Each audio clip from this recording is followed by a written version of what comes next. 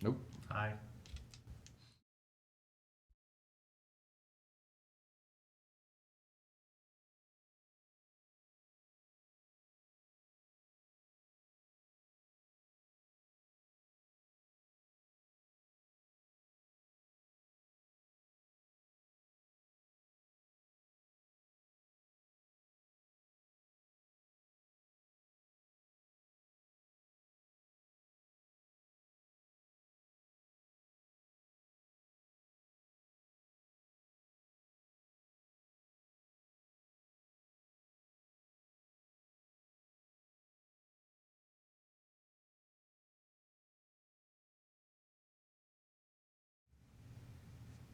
Good evening, and welcome to Order Marcana. I am your Dungeon Master, Wes Babcock, and I am here, as usual, with some friends to play Dungeons and Dragons.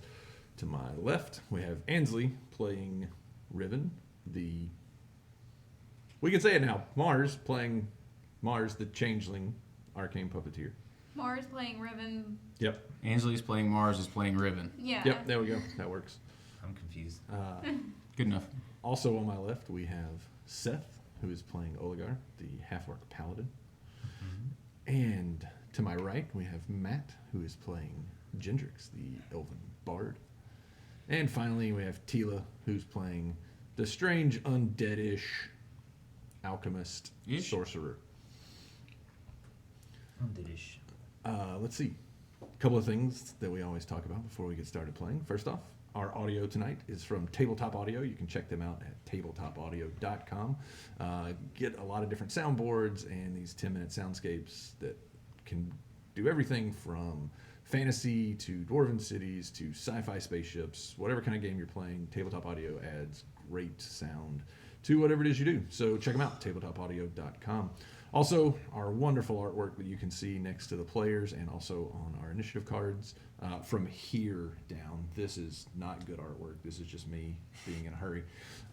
But thanks to Alexis from Tattoos by Alexis. You can check her out on Instagram and on Twitter at Tattoos by Alexis. She does really great work for really great prices, and she's really quick on the turnaround. So check her out if you want to get some character art done for your campaign and your D&D characters at Tattoos by Alexis on Instagram and Twitter. That's all we got until we get an actual sponsor. So without further ado, let's play some fucking D&D. Okay.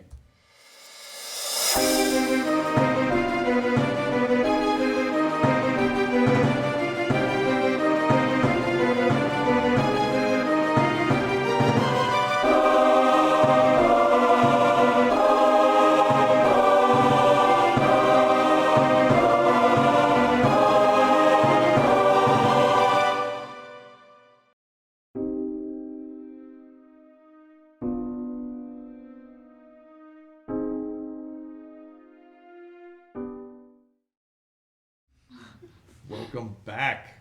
All right, so last time we saw our heroes, they had gone to a warehouse in search of a missing changeling who had been kidnapped, and they found a lot of interesting things, and then some warforged showed up, and they had to fight those warforged. They managed to kill one of them, whose name was Truncheon, who would try to hit them with his truncheon, but he was pretty terrible at it. And there was a mage named Magus. Magus almost died, but managed to slip away using the docent that was lodged in his warforged form, and was able to escape. After some deliberations, the party headed out to Firelight, which is a red light district in Lower Memphis. It's really hard to remember where all this stuff is. But Gendrix had a gig playing for Arian's Crown, which is a holy day in the city. And while they were at this gig that Gendrix was playing, they did a little bit of gambling and ran across some different notaries from the town. Most importantly, a man who works with House Cannith named Darajus Lon, whose initials strangely matched up with the initials on a letter that they found in the warehouse where they fought the Warforged. Not really sure what to do.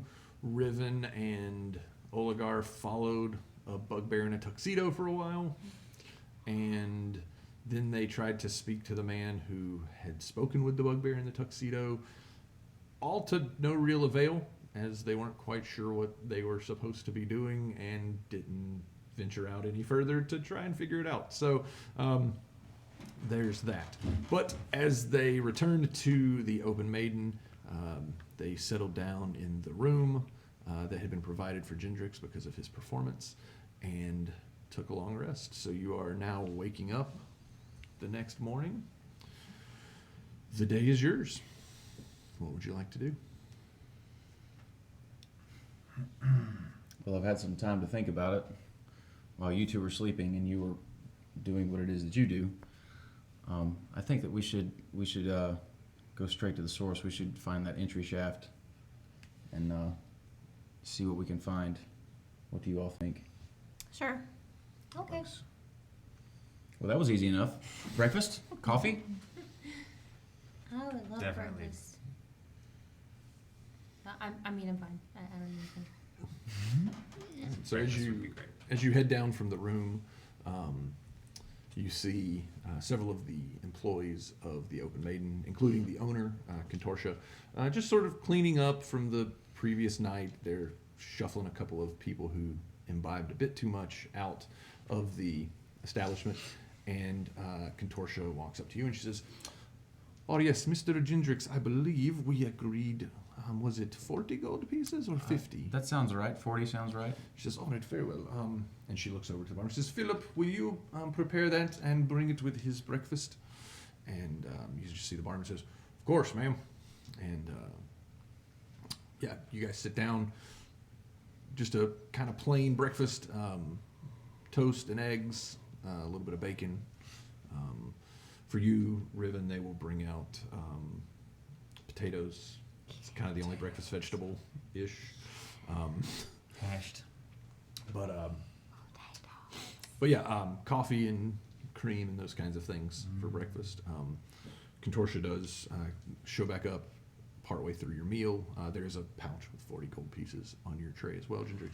She says, "Oh well, I do want to thank you for your performance. It was quite good. Several of our patrons have asked where they might inquire about securing your services. Or do you have a place that you are currently staying?"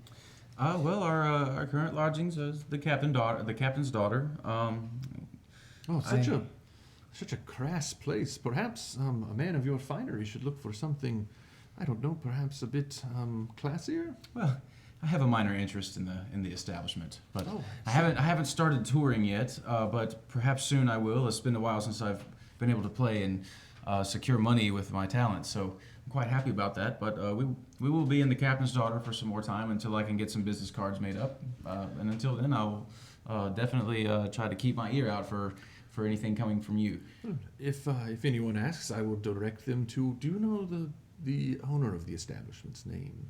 The captain's daughter? Yes, I do. Matthew has forgotten it. It's Silas. Silas is the owner of the captain's Oh, daughter. yes, of course. I remember him now. As I said, bit of a rough fellow, but yes, I will have anyone inquire with Silas and leave messages for you should your fame begin to grow more. I believe it will. You gave quite a performance last night for the holy day. So, Oh, thank you so much.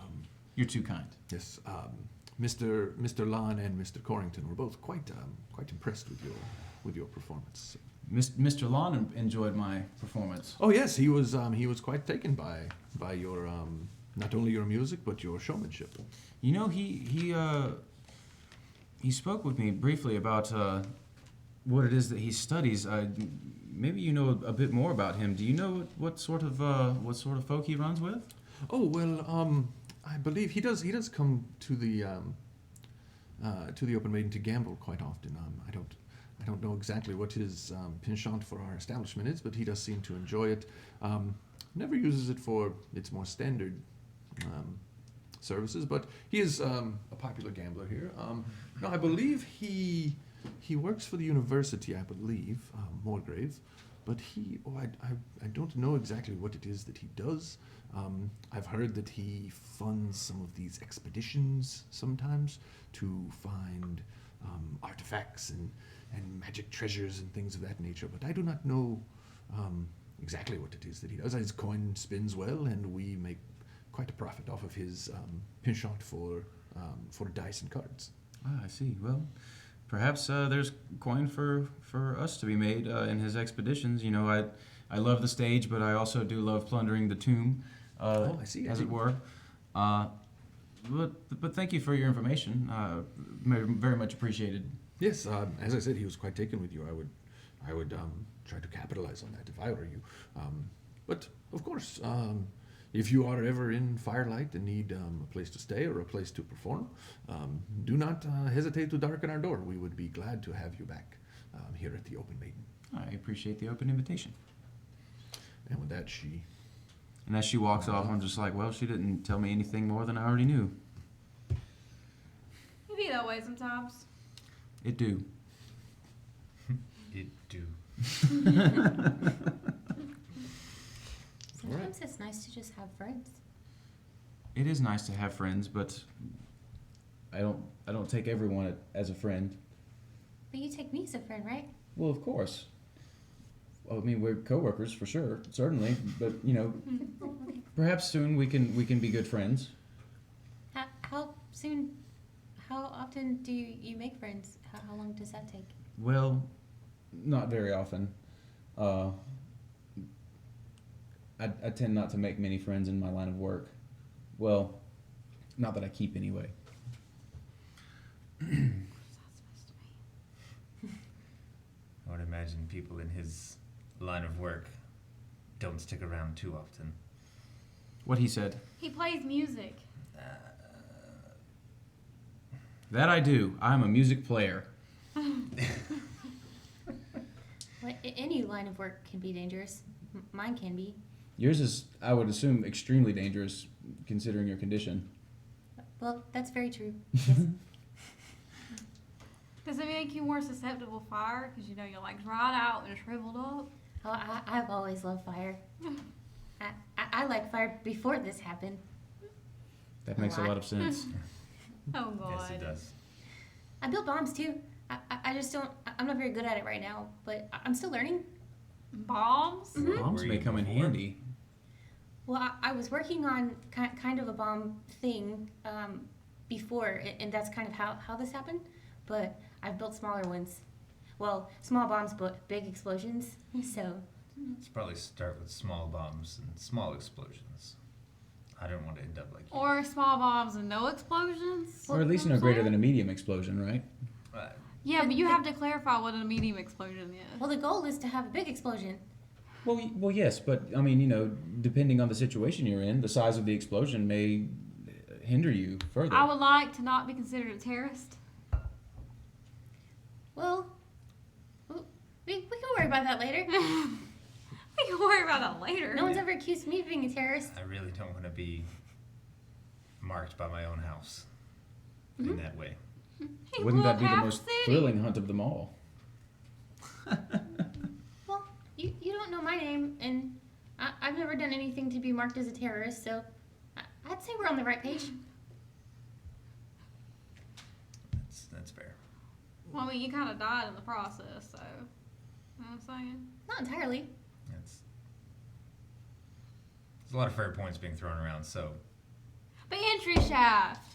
Before I forget. there you go. All right, so the two of you that are from Sharn, go ahead and give me an intelligence check to see if you know what that number means. I don't appreciate you throwing dice at me.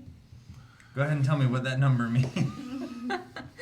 You know Yes, nothing. it's something to do with maybe the elevation. I don't remember. At a 3. An 8 To be plus. honest, I just kind of wander around until I find what I'm looking for. You know, that happens to work for me oftentimes. Well, this roll you certainly do. What'd you roll? A 9. A 9. Oh, so close.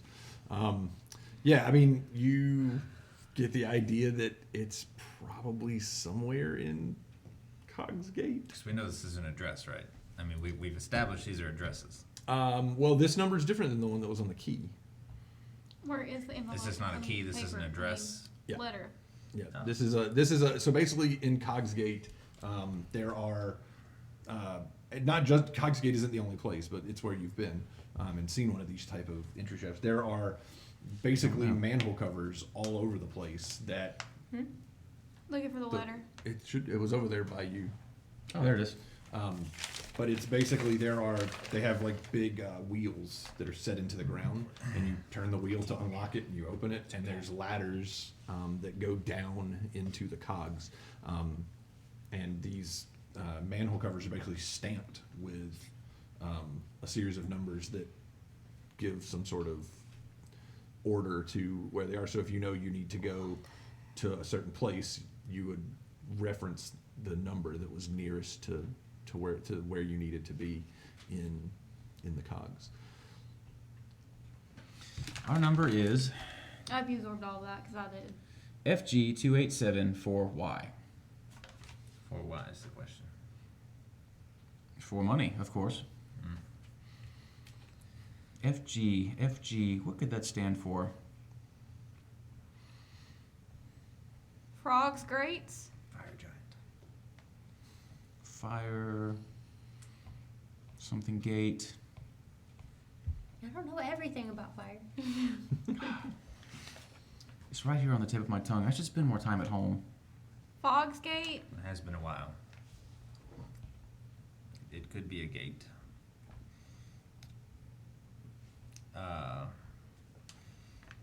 Do I know if there are a whole lot of different gates in Cogs Gate? Cogsgate's called Cogsgate because it's It has the one giant gate. Well, it's the gate to the cogs.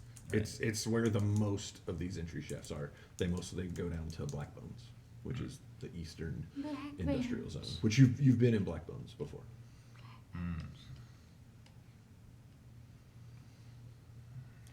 By the way, happy 10th session, everyone. Oh yeah, 10th episode. And we could go ask. Insert name here. That we left in the captain's daughter. Flame gate.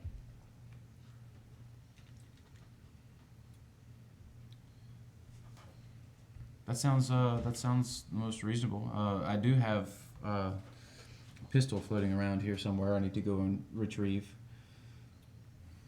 Do it on the way. Yes, certainly. Did you all get your errands out of the way? I see you are wearing your Guy Fieri clothes. I don't know who that is, but it just seems to fit your outfit. You like my hat too? And my scarf. It's very standoutish. You are the very image of luxury. Can we get moving, please? And I'll just yell at you because I never stop walking. Yes! So you make your way back over to Torchlight and retrieve your pistol. Okay, good. I stick the derringer down my other boot. Got a dagger, a derringer. I'm a pretty well armed bard. You want to put some In your snacks boots. down there? Some other stuff down there, you know? The dwarf, I believe you already paid him. I paid him for the derringer. I don't know if I paid him for the. Says, I don't remember what we agreed upon, I believe, but from what I did, 10 gold should be fine to repair your pistol. Oh, very well. There you are. I hand him a 10 gold. Says, so, where are you folks off to? You're obviously, some of you might be from around here, some of you maybe not. Actually, we're looking for an entry shaft, and I can't place the code on it. I know that it's for one of the wards, and I'll show him the code, the FG 2874Y. Do you know about what neighborhood this is in? He says, it looks familiar. I believe the FG does indicate that it is in Cogsgate. I'm not sure of the exact neighborhood that you would find that particular one in, but I believe if you start looking, it is quite a how do you say ordered system. So if you find 183, then 184 will be the next one. I see. So if you can find, it sort of makes a grid around the neighborhood. Excellent. Well, that's a good starting point. All right. Well, thank you very much. That's very good information. Okay. So, shall we make our way to Cogsgate then? Why Sure. not? hopefully we don't have to fight any more ogres or find any more belly grubs. I feel as though we scared off the ogres for now. They are dumb and forgetful. They'll be back, I'm sure, but we'll maybe be here to shoo them off again. Okay. So you start making your way. I'm going to play a sound here and hope that it's not weird. Oh, yeah, I like this. Okay. Yes, you make your way into Cogs Gate. It takes you about an hour to work your way over there from Torchlight. But eventually, you make your... give me a perception check. Oh, this is good. Everybody? Intense. Or All of us? No, just you. Me? Oh, Oh, shit, me. shit me. Everybody in the club make perception Oh, checks. look at that. I get good perception. I get 19. 19. You see a couple of stories above. This is going to happen anytime you walk. I'm going to roll percentile dice, and if it's a certain percentage, somebody falls. Feather fall. So yeah, you see someone falling. Feather fall. Okay, Marco spell slot. That is super intense. That is very intense. I'm gonna not go with this one. Like they're falling like super slow motion, but like Yeah, so you see this person like ah, and just Riven's like, oh crap, and waits till they get in range, and they just it arrests their motion and they sort of float down to the ground. And the person sort of looks at you and goes, oh wow, I was on a soarboard like pretty far up, and I don't know what happened, but I hit my head on a bridge and I just fell. Riven's just like, Yes, you should definitely watch out for those low bridges. They're quite low here in Sharn. Yeah, and you can see he's got like a big bag on, like that slings across his shoulder, like a messenger bag. It's like, oh man, it's gonna take me forever to get back up there. Oh well, I guess I'll have to find a new soarboard. Say, where are you off to? He goes, oh, I was delivering a few small packages to some residences in North Edge. Oh, okay, I see. Because I'm just a courier. Anything interesting? I mean, I don't know. I just Surely they're you wrapped. I mean, they're wrapped. He like pulls one of them out. It's like a little box. He's like, it's wrapped. I mean, I don't open them. I'm just a delivery boy. I see. Well, be on your way. Let them know that we saved you. He's like, oh, I mean, he's like, I'm sure that somebody from. He's well, I don't know around here. He's like, actually, why don't he's like, I've got to go over to the switching station in Terminus to grab a sky coach anyway. So why don't I just follow you to the watch station as your and I'll tell them that you cast a spell on me and they'll pay you. Sure, that sounds reasonable. We are on our way to a watch station, kind of, I guess. Well, one is on our way. Okay. Yeah, so you walk for about 10 minutes and eventually you come to a watch station. You go in. He tells the guard and he's like, I'm sure this isn't some kind of a scam. And the guy's like, oh no, and he like shows you, and you see he's got like this big like bump, like a goose egg on his forehead. He's like, I definitely hit my head and fell a long way, and this girl over here saved me from dying. So Yes, we bagged one. and the watch officer's like, all right, and he pulls out a small sack of coins and hands it. He goes, there you go, 25 gold. If we give up this adventuring business, we could make a killing saving people who are falling. I don't think it would be much use.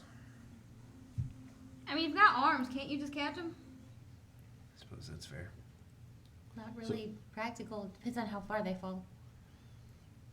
As you walk out of the watch station, the courier sort of looks. He goes, "Is there any way I could get 5 gold out of that?" I just give him 5 gold. He's like, "Thanks. I gotta get a sky coach back up to the upper wards." Say, before you get off, what's your name? He goes, my name's Derek. Derek, what service do you work for? I just kind of contract on my own. I pick up things from House Civis. I've got a friend that I went to school with that's a scribe for House Civis, and he just I stop by his shop and see if he's got anything to deliver. I see. Well, do you contract your work to others at times? Well, I mean, if people are paying coin, sure. Do you have a way I can contact you? He says there's a Civis message station in Give me a second to figure out where he would be. Da, da, da. He says there is a Civis message station in the bazaar. In the bazaar, I see. Yeah, in Middle Durham. That's where Roni, my friend, that's where he works. Okay, well then, should we have need of a courier, we will certainly seek you out first. Oh, of course. Thanks. I appreciate it. Yeah, I mean, I could always use the coin. Just make sure that when you carry our packages, you don't fall from a great height. That would be most appreciated. Oh yeah, of course. Like I said, it gets busy up there. A lot of people flying around. I was having to like dodge all kinds of like sky coaches and stuff. It was crazy this morning. Yes, you must watch out. The morning rush is quite terrible sometimes. Well, especially after the holy day yesterday. You know, people are, they took the day off from work and they're all trying to get back up to speed. So, before you go, I know you're in a hurry, and I apologize. I figure you're walk and talk here. Yeah. Before we reach the station, so who are your packages from? Any interesting characters? He pulls one out. He says, this one's it's just from a lady up in looks like actually from Skyway. That's weird that it got routed all the way down to Middle Durham. But yes, a lady in Skyway being delivered to North Edge. So I've got one here. Oh, that's actually kind of interesting. You're an elf. You might know the name. Forgot her name. Eleanor? Yeah. He says, "Oh yeah, it's from Lady Eleanor, the Baron of House Fiala." Oh, interesting. I know her quite well. Yeah. Well, it's being delivered to her, I should say.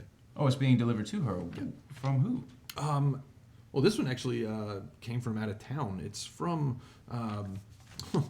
Well, I guess when you got big elbows, you rub them with big people, I suppose. It's from Jorlana DeCaneth, one of the barons of House Canneth.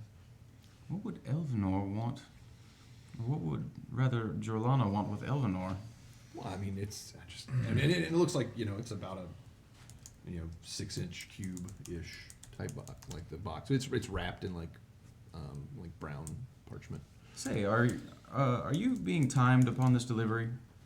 Well, I mean, not exactly, but I mean, if she's expecting it. Well, I say that to say this. We're running a simple errand down here, and then I actually plan on making my way to the house. I have business there as well. I could take the package off of your hands for you and deliver it to her myself. Well, if I don't get her to sign my courier's writ, then I don't get paid. What if I paid you? I suppose. What's your going rate? It was, well, I'll make like 15 silver for this delivery. What if I give you 3 gold? Make a persuasion check.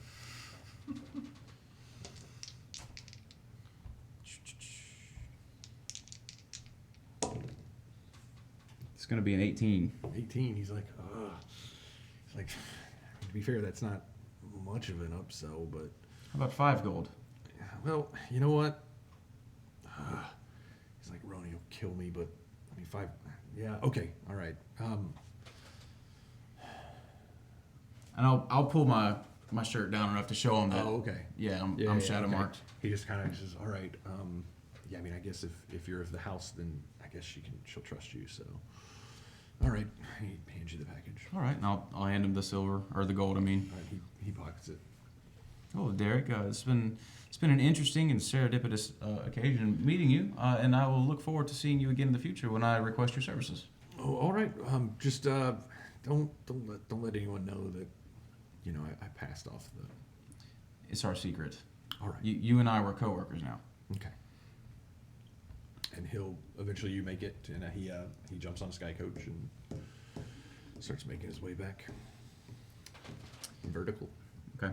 Yeah. No sooner than the sky coach is like out of view, I'm gonna immediately start like looking at how the package is secured. Like, what is it like sealed? Yeah, it's got it has like the full on House Canneth wax seal pressed into where the where the parchment comes together, with the bull head with the red eyes and the hammer and anvil on top of it.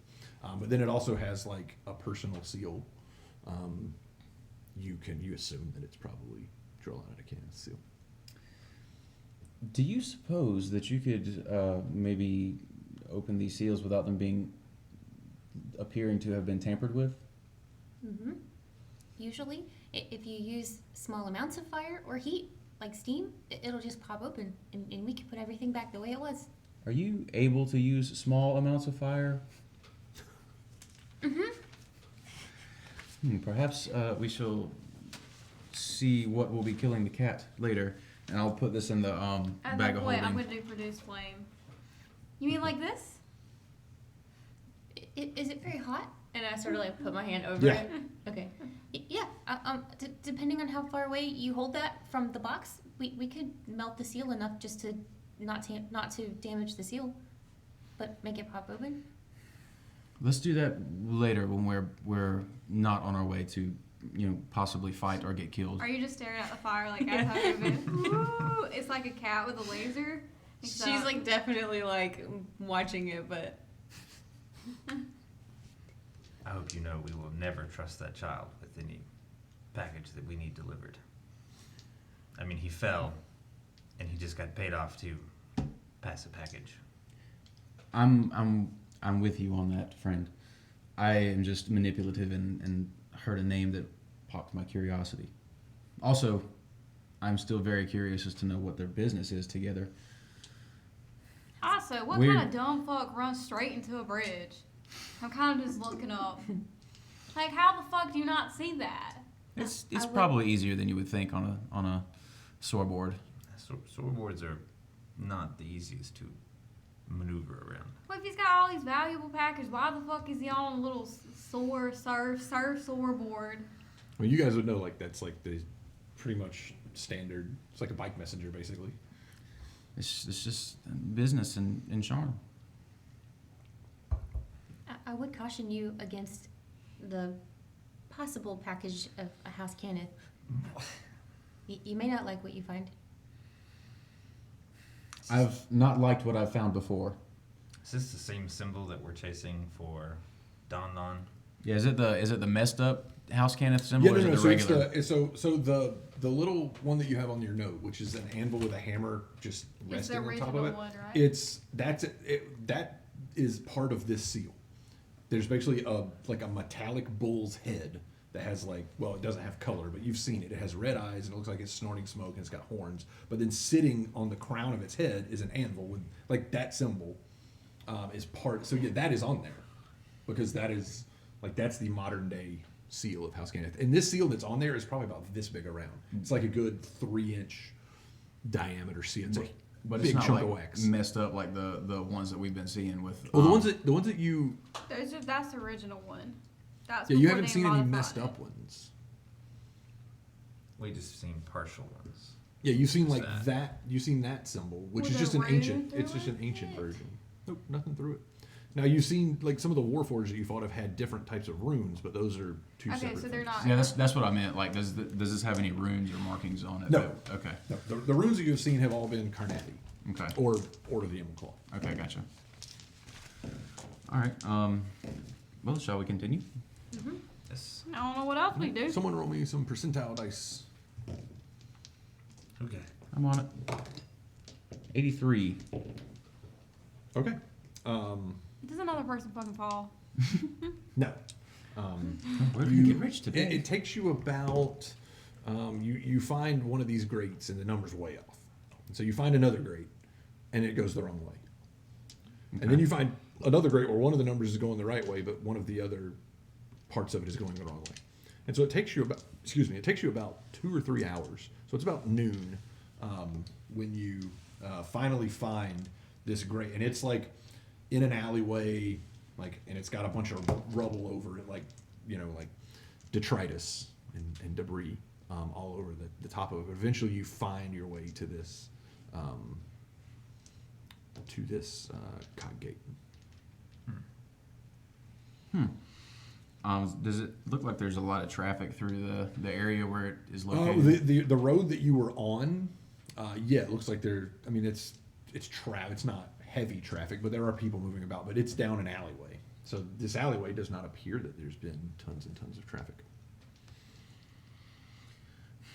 or at least I should say there's nobody in it right now other than you. Gotcha.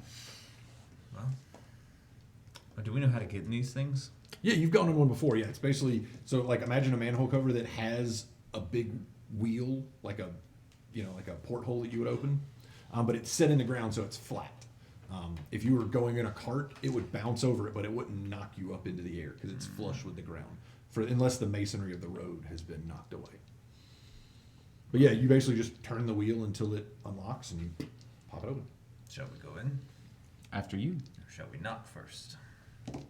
Why would we knock? And I'm just already like trying to open it. Yeah, you turn the wheel about 10 times around, and eventually you feel the clamp release, and you lift it up, and you see there's a ladder that goes down. I mean, it's only polite, Riven. You can see that set in the wall are these, as you go down the ladder, you've seen this before in the other one you went down, but set in the wall are these small orbs that appear to have like a blue flame inside of them. And they're just set in the wall to provide light. Blue hue flame. I mean, you kind of see ever burning torches and continual lanterns and things like. I mean, they're all over Sharn. Ah, yes, the romantic sewer lights of Cogs Gate. You mean us to set the setting? If you play some music. I don't think that's necessary. I'll start like quietly humming a nice tune. Okay. I'm just going down. Okay. Yeah. So you head down the ladder. Oligar, you're first. Yeah. Who goes next? I go next. Riven. Yeah. I'll go after Riven. All right. Genesis and Gendrix bringing up the rear. Yep. Do you close the manhole before you? Oh yeah, definitely. Okay. Yeah. You pull it back close. down. Do you lock it? No, in the event that we need to make a quick escape. Okay. I do So you not just lock pull it closed. Okay. Yeah, and you make your way down the ladder, and it goes down a few hundred feet. You're kind of just going down, so you're like, this isn't going to be fun coming back up. Yep. But eventually you do get to the bottom, and what do you want to do? Look around. Dancing lights. So there are lights. There are? Yeah, there's like, down here, it's not like the magical spheres. It's literally torches that have a blue flame that are like set in sconces. Okay, but I can see like everything on Oh, yeah, you have, it's not bright light, but it's lit. It's Okay. dim light. Lit AF. Well, I'm gonna roll out my Sargilliums. Okay. Yep, you pop out Sir Gillian. So- Gillian, go. Yeah, Oh, you look attack. around, you can see you're in sort of a, it's maybe a 10 by 10 chamber, and there's a couple of, like on each wall, there's a pathway that goes out, except for the one that the ladder was on. So there's like 3 tunnels that lead out of here. Well, which way are we thinking? Aren't you a bounty hunter? Don't you track people? Do you see tracks of any kind? I suppose. I'll look for tracks. I mean, the letter does tell you which way to go. Hang on, let me think for a moment. There were directions in the letter. I didn't read the letter. Head down entry shaft, blah, blah, blah. Turn south at the second exit tunnel. Your storehouse key will open the gate. We do have our key, correct? Yes, Don't you have the key? Yes, I have the key. Are you feeling okay? Maybe I drank a bit too much last night. The stage took me. All right, well then, south at the second exit tunnel. Let's go. Okay. So No, you and I think I'll hold the keys and the letters. you make your way through a few tunnels, and as you come out of this sort of landing point it does open up, and you do see there are people, warforged, gnolls, goblins, hobgoblins walking through, and you can see that you see tunnels as you're passing, and you can see there's big forges and fires. The smell of sulfur hangs heavily in the air. But eventually you make to what you think is the door, and you come to just basically a circular iron door that's set into a natural stone wall. And it's got a keyhole right in the middle. It's got a keyhole. Well, right this in must the be it. middle. I'll kind of flip the key to you. I Wait. will- Before we I'm try like, this. Wait. Let's take a closer look at that lock this time, shall we? And I'll get up and Okay. investigate the Yeah, lock. give me an investigation or perception. Well, how are you going about looking at it to determine? Well, I'm gonna get about as close as I am to my microphone and kind of like look around and look Okay, yeah, inside the perception. keyhole and stuff. So what exactly are you looking for? 20, dirty 20. 20 doesn't appear to be trapped. Definitely appears to be locked. I'm just trying to make sure it doesn't explode like the last one did. That hurt. Do you not recall? That's true, but you're looking in the lock, and the last one didn't explode until we opened the door. That's true. Well, then you open it this time, and I'm gonna kind of like step around the side of Okay. the thing.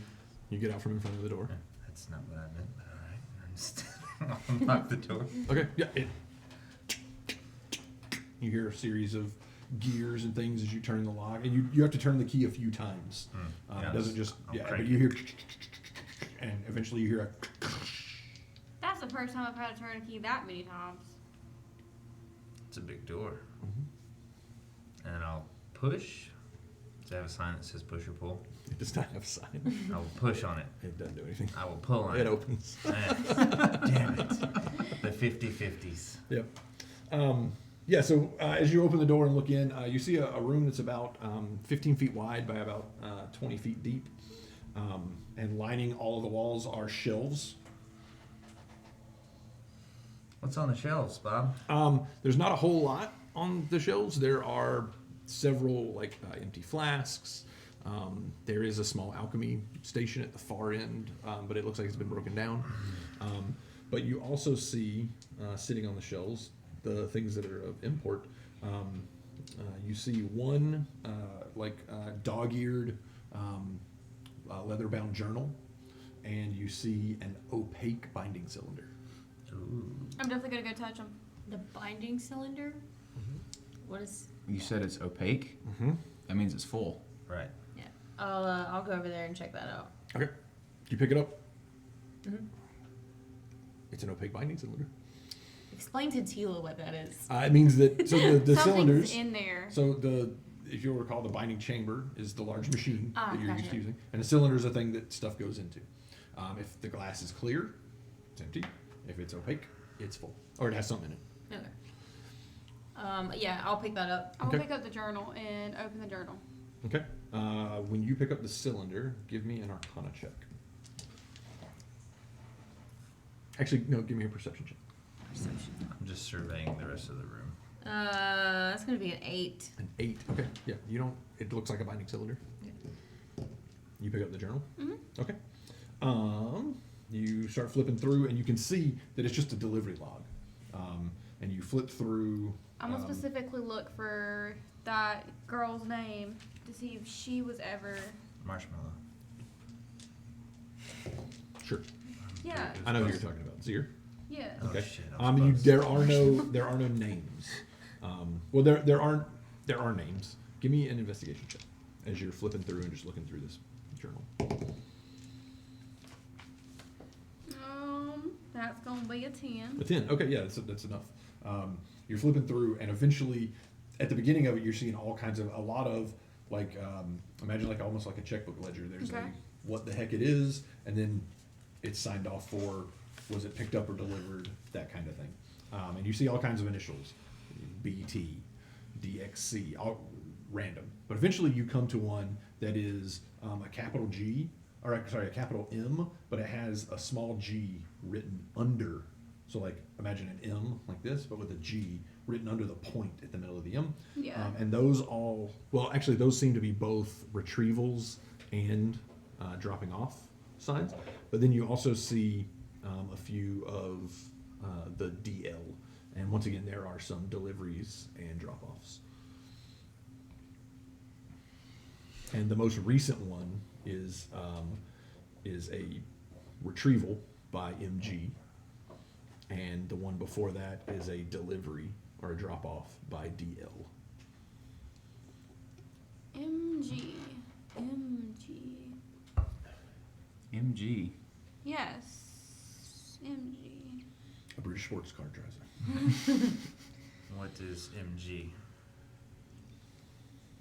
I believe that's the person that has the You can see on that one it says retrieved 3 specialized binding cylinders. Alright.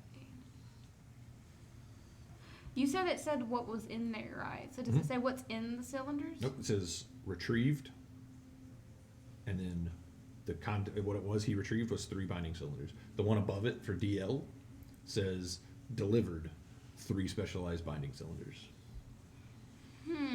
It says that MG has retrieved 3 specialized binding cylinders. So my guess is probably one of those people is the people that we're looking for. Because I guarantee you they're shoving us into cylinders. This might be one of them. So just to remind you of what happened last time, because We you're found not... 3 specialized bindings. 3 specialized binding cylinders were That brought back by Magus. Magus and Truncheon before you started fighting them. Just as a recap from last week. Gotta start taking Because literally notes. that was it was a day ago for your characters, but I know it was a week ago for you as players. Oh, I guess, okay, Magus could stand for MG. So it's not like first name and last name. It could be like I mean, you're not just sure. initials. Okay. But like I said, this one is not written like you would normally write your initials. Magus. Magus. It's a capital M with a small G written at the point of the M. Can you put this back in your bag? And I'll like hand it to you. Sure. I'll put it in the bag. Okay. Yeah, I've just been surveying the rest of the room. Both of you give me an Arcana check. Both of them. That's going to be a 10 altogether. 21. So based on what you know and what you guys have surmised, you figure it may not be a great idea to put that cylinder into a bag of holding. And I'll have the bag open and be like right here with it. Oh, wait. If it's organic, we probably don't need to put that in there. And I'll just like take it back out. You still have the other cylinders, don't you? Yes, but there was nothing in them. So they're fine in there. But this one's different. And I'll kind of just like hold it. I would also say that just because I'm not going to be an asshole DM and magic is pretty prevalent, you don't put bags of holding inside bags of holding. Like, you know that as players. Well, some of you know that as players. All of your characters would know that. Well, you may not.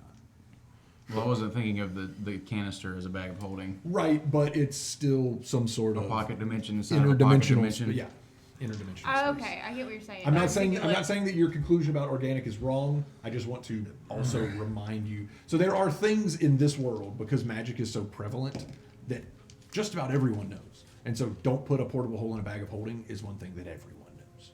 Because portable holes in bags of holding are really common. Yeah, I would have stuck it in there and not thought about it. Yeah. I'm glad you said something because that does make sense. I'm actually just gonna, I'll take off like the scarf that I normally use to like disguise and I like wrap it a couple of times around the cylinder. I mean, like, you could put it in your bag and it would be fine. Okay, Like just your like backpack that you carry, your adventure Okay. bag. I'll do that. I'll wrap Yeah. it in my scarf and then Okay. I'll put it in the bag. Okay. All right. You see anything, Oligar? I don't know. Well, I I see hope you a- see something. I see a derelict alchemy table. Anything good on it? I don't know. I'll be the judge of that. And I'll like run over. I'm Yeah, just there's- surveying the rest of the there's, room, like, just hanging out, You know, making there's- sure. Is this just a room? Like, Mhm. there's no exit to it? Nope. It's Okay. just like a big. I'm rolling gonna closet. fill all over the walls just to make sure there's no false walls. Okay, give me investigation. That's gonna be a whopping 8. You find no secret passages or hidden doors. I'm gonna be so pissed if someone does.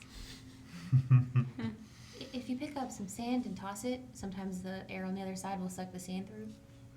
And there I just even like sand I just any walk down? off as I'm saying it. I just walk Out away in from the it. corridor, yeah.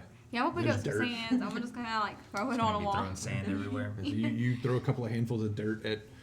Oh, that's suspicious. That throw it. And nothing happens, and you're just like, she was fucking with me. No, I don't see anything in here. Me neither. I've tried all the sand as I'm holding up pockets of or handfuls of sand and it's falling through like my hands. It's, I mean, okay. Well, is there anything good? Was there anything on the alchemy table? I mean, it's your standard like glass piping and several flasks and vials, but I mean nothing Pipes. remarkable, nothing extraordinary. Couple of bombs. No, just a few vials and things, and I'm just gonna grab like some of the vials that are like decent looking and I'm Okay. like, pocketing them. Sure. Isn't that called stealing? Mind your business. Okay. So, that's what you find in this storage room. Can't imagine that's all they would have in here. So But looking that's at all the, they would do in here. It's just a drop off. I'm telling you, there's some secret doors here. Looking at the floors, does it look like maybe there's evidence of stuff having been in this room and removed? Give me a survival check. Survival. Can I help him? Sure. Yeah, I'm gonna help you. That'll be a 12 on that one. That's advantage, right? Mm-hmm. That's less than 12. Okay. A 12. Well, I tried. I mean, you see. Let's see what would be in there. I mean, it'd be pretty. I mean, you do see like two-toed footprints that you would recognize as Warforged footprints. You also see some footprints that are. They could be a child or like a small person. They're like, maybe like a size 6. Could be a female. Like you see some small footprints. You don't see anything that looks like it was dragged or anything like that. What do you see? Just footprints. Well, Small footprints and Warforged footprints. do any of them disappear to the walls or fly up into the ceiling? Meanwhile, Sergio's kind of like walking around. They all seem to make their way in, shuffle about, head back out. I mean, there's the dust and dirt in here is pretty thick. Well, And I don't think I really helped with the dirt situation. we could lock the door behind us and wait for a tick to see if anyone comes in. Were there dates in your logbook? Were there dates? Mm-hmm. There were dates. How often do they come? How often do they come? Just going in reverse order, the ones that were picked up, the last pickup by MG was yesterday. The last pickup by MG was yesterday. The one from DL was also yesterday. The one from DL was also yesterday. The one before that was 3 days ago. And the one before that was 3 days ago. And the one before that was 4 days ago. And the one before that was 4 days ago. I think the only way we're going to figure this out is if we take this back to that machine, and I'll insert name of machine that Tila doesn't know. Wait a moment. Take some notes, nerd. Sorry. I do, but I didn't take the note of the machine name. So he Binding machine? The Biggie Largy Smalley machine. Enlarge, reduce. This was dropped off yesterday. Not particularly that. We don't know what was particularly dropped off. It could be 3 other You do see canisters. one from the delivery from 4 days ago or 3 days ago. Was just one. It's MG and it's delivered. It's delivered and one completed specialized binding chamber or binding cylinder. And that's the only completed one, right? I mean, no, there are. If you look back through the log, yeah, you do see that there are some that completed is. There's a few of them. Okay. But there's no pattern. Like if I look at it, there's no pattern for how many days. It's just kind of random. Yeah, I mean, just like 1, 4, you 3. go back and it goes with the MG and DL goes back for about a little under a month, maybe 25 days. The silo that's in my bag, did I notice any like dust on it or anything, or does it look fairly new? I think we should take it back to the binding chamber as soon as possible. That's a great idea. I wonder where you heard that from. I suppose that's our only lead at the moment. We don't. Well, you know don't when even they'll know be the back. name of it. I can guarantee you that I know what it does and how to run it. I don't need to know its name. And I like turn around and start walking off. Genesis would know its name. I'm not. Okay, so you're leaving? Back in my day, we called it the Biggie Largy Small machine. Do any of you have any other ideas about this room? Not currently at the moment, because I'm really concerned on what's in that cylinder. Because that cylinder, whoever's in there, if it is a person, maybe they can give us information. That's possible. If they're alive, if it's a person. Well, there's only one way to find out. That or we get Suppose free you're right. chicken. But what if it's not a chicken? It is afternoon. Oligar is going to be hungry. We could lock lock this place back up. Take the journal and the key And the chicken, not chicken. and the potential chicken. Schrodinger's chicken. I suppose. Okay. So you all walk out, you close the door, and you hear it locks itself back. Oh, fancy. Does it close itself back while it's No, like- you have to push it closed. Push close. Indeed. It's okay. We'll remind you next time we come through. You push it and you pull it. Push pull. That machine was also in the Cogs, or No, that machine No, is it's in the back in warehouse. the stores. okay. It's in a warehouse. I'm gonna kind of like quickly make my walking. Is that cliffside? It's right outside. It's above cliffside. I'm excited to see what's in this container. Okay. 4 So you- hours later. Probably. Yeah, it takes you disappointing. about an hour and a half, unless you're gonna like get some sort of a transport. If you just want to walk, it'll take you about an hour and a half. Can I sort of like pull health as we were walking, since we're in the Cogs, without trying to make that noticeable? Mhm. Okay. No, you're just over there. Yeah. So you Metaphorical straw. nothing crazy happens as you're traveling. Yeah, you eventually make your way back to, and you can see the front door is shattered from the thunderbox that went off. I don't know what you did with Trunchin's body. It might still be there. Parts of him are still there. Okay. Yeah. Did we Doesn't- take his arms again? Of course we took his arms. It doesn't seem that anybody has bothered to move whatever bits of him are left. I Yeah, don't you think they can- want to. You can go into the. Yeah, To the I'll go warehouse. in You know, the area where the machine is, so I We can have a like, lot put of that in there. arms. Okay. We could take his legs too. We could. We could make the most incredible puppet. I mean, I don't have anything to do with this. I'm gonna cut his legs off. Okay, so you start messing around. What are the rest of you doing while? I walk straight to the machine. I'm Okay. walking with her to the machine. I started to walk in and I was like, I'm holding open the bag like I'm already ready. It's like it's yard trash and you're throwing leaves in there. I'm just Okay. like, here we go. Okay, yeah. So you managed to get a You managed to get one off, nice. like one leg. I got a leg. Excellent. Oh, I think we leg. ruined the other Oh, one. leg. Well, we'll just have to find a mate for it at some point in time. They wouldn't put up such a fight. At the rate that they are throwing Warforged at us, we'll have an army in maybe a month. Okay. Yeah. So you get back to the binding chamber, and you can see it's what you're used to seeing.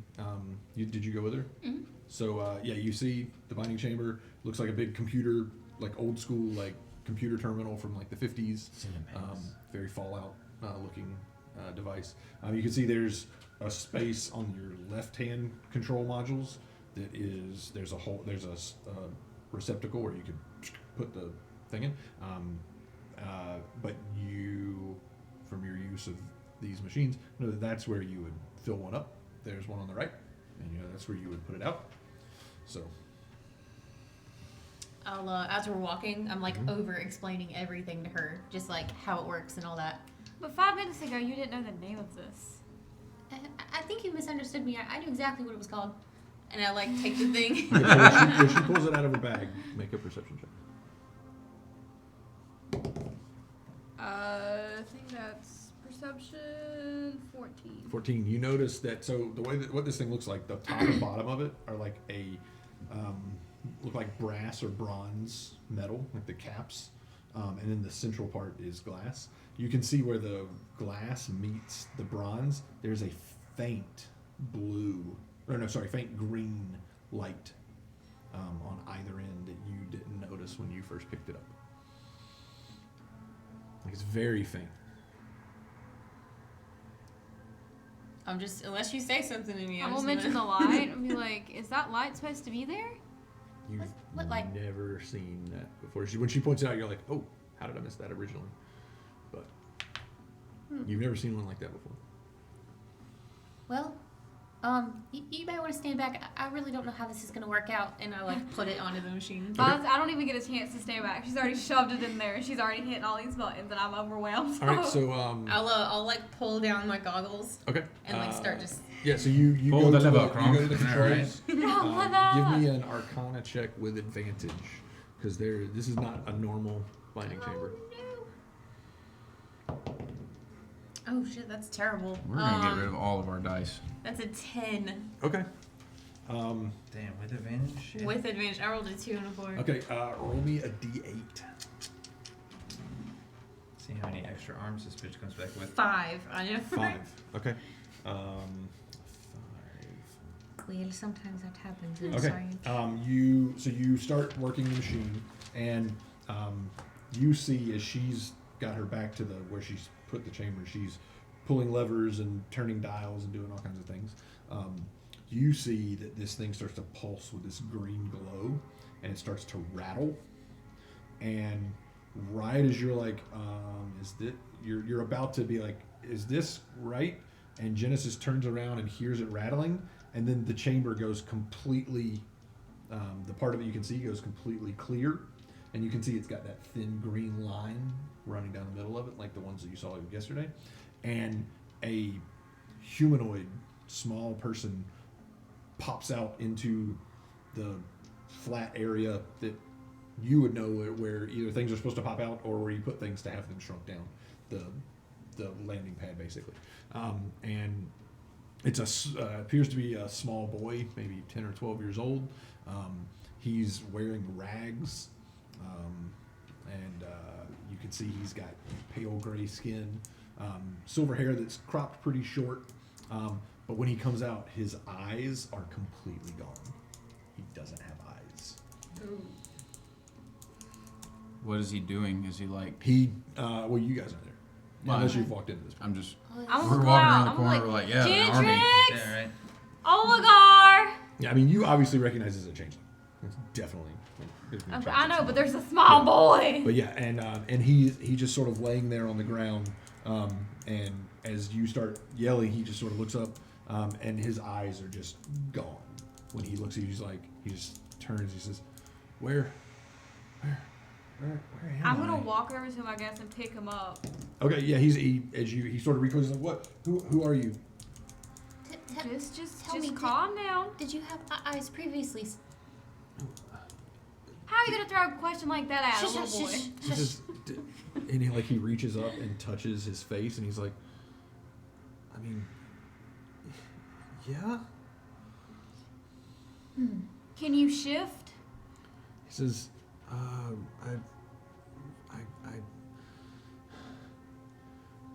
guess. Think of the last thing that you saw. You can see he's sort of thinking, and his form does start to change a little bit, and it changes into just what looks like a elven boy. I'll pull my book out and I immediately start scribbling all of this down. Okay. Yeah, we just come around the corner. And he just. What happened? Well, there's a child with no eyeballs. We were You wrong just- about the chicken. Where was he? They In the can. found a way to make these transport organic material. It's quite fascinating. And then I sort of point at the kid. Don't That's point. rude It's to rude. point. He can't. He can't see. He just sort of goes, I can still hear what happened. Who are you people? I think the better question is, who are you? Would he be able to tell if I was a changeling? We kind of you said that we have this sense about each other. Yeah, he might be able to. You got a nose? He just sort of, he says, okay. I mean, and he sort of, he doesn't look at you, but he sort of looks in your direction, and yeah, there is a bit of familiarity there. But he doesn't know who you are. Now we've got a blonde little boy. He says, my name's Jen. I was playing with some friends a few days ago. What day is it? It's one day after Arian's crown. Okay. I was playing with some friends about 4 days ago maybe, and I don't know exactly what happened, but someone threw a bag over my head, and they took me somewhere, and they put me in some kind of a machine, and it's just been black ever since until, well, to be fair, it's still black. Sorry about that. but I can hear and I can smell and he like starts reaching around and he's like reaching towards your voices. So I can touch, I guess. Does he look dirty? Yeah, he's filthy. I shy away from him as he's like reaching out. He's I thought filthy. you were gonna clean him. What? How old did you say? Like he's 12. He looks like he's maybe 10 or 12. Okay. Ruben, come here a moment. I like go into her direction. Don't take this the wrong way, but how do your kind breed? Like What? normal. Like normal? I'm just curious because I thought the understanding we had was that they were breeding them, but he's no more than maybe 12. Perhaps he was one of the first that they tried to put in these. Perhaps by breed they're referring to the bloodline. That could also be true. Would I know anything about like how if like eyes connect to like changelings, like you know how like the gateways to the soul or something to that extent? Oh. Dude. I'm going to say that you've probably never tried to shift into a blind person. Because that seems like something that you wouldn't do. But yeah, you're not 100% sure. Although when he switches into this elven boy, there are physically eyes there. But when I shift into my form, there's still eyes there, or is there like What do you mean? how does my eyes shift? Oh no, they look like whoever you shift into. Like so, he looks like this elven boy now. The hair is still silver, and there's still patches of the gray on his skin. It looks like maybe he's either just too young or he's not particularly adept at shifting, either because he's never will be or just because he's young and he's still learning how it works. Well, he's fucking blind now. How does he see But people? you can see on his face there are what appear to be eyeballs and they move around. That's not fucking creepy. But he can't like in his normal form. There's no eyeballs there. Yeah, so in his normal form, there's just sockets. They appear to have been almost magically healed over. You guys can give me an Arcana check. I can. Yeah, everybody can that's looking at him. I just want to poke him in the eyeball. Weird. Niner. 24. 8. I got a 6. Okay, Genesis, your best guess is that something went wrong with the unbinding process because A, this is not supposed to be done. B, you didn't calculate for everything because this isn't supposed to be done, and something went wrong, and that's why his eyes are gone. But yeah, like when he shifts, there's eyes there because he shifts into something that he's seen, right? And so what he's seen had eyes, but when he's in his normal form, yeah, he's just got like these empty eye sockets that look like they've healed over immediately. I think something may have gone wrong with the procedure. It is entirely possible. With you slamming on the buttons, or when they were slamming on the buttons? Well, it's all experimentation. We don't really know. This hasn't really been done before, so it could be me, but more than likely just the process in general. And I'll go into like this lengthy discussion of all the things that it could And possibly he just be. sort of like at one point when Genesis is around, he just goes, can you take me home? Where do you live, boy? I live in a tenement building in Kyber's Gate. Yes, we can take you home.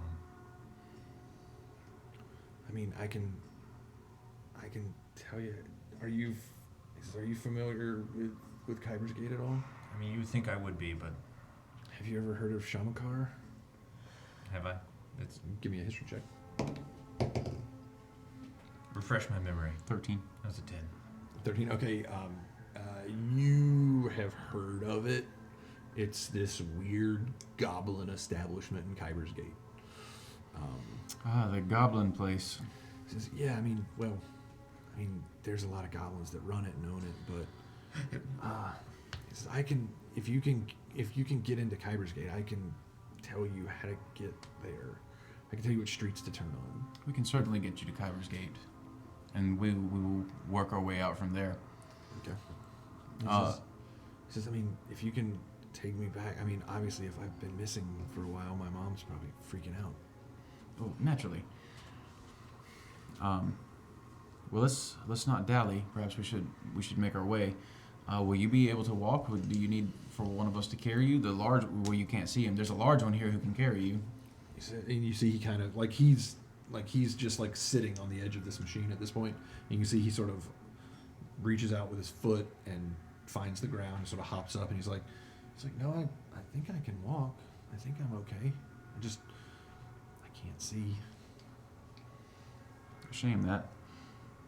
In my head, like remembering what that green fluid looked like, does it What green fluid? or the green light, sorry, in the tank? Mhm. Does it look anything like the green that we saw in the Warforged? Nope.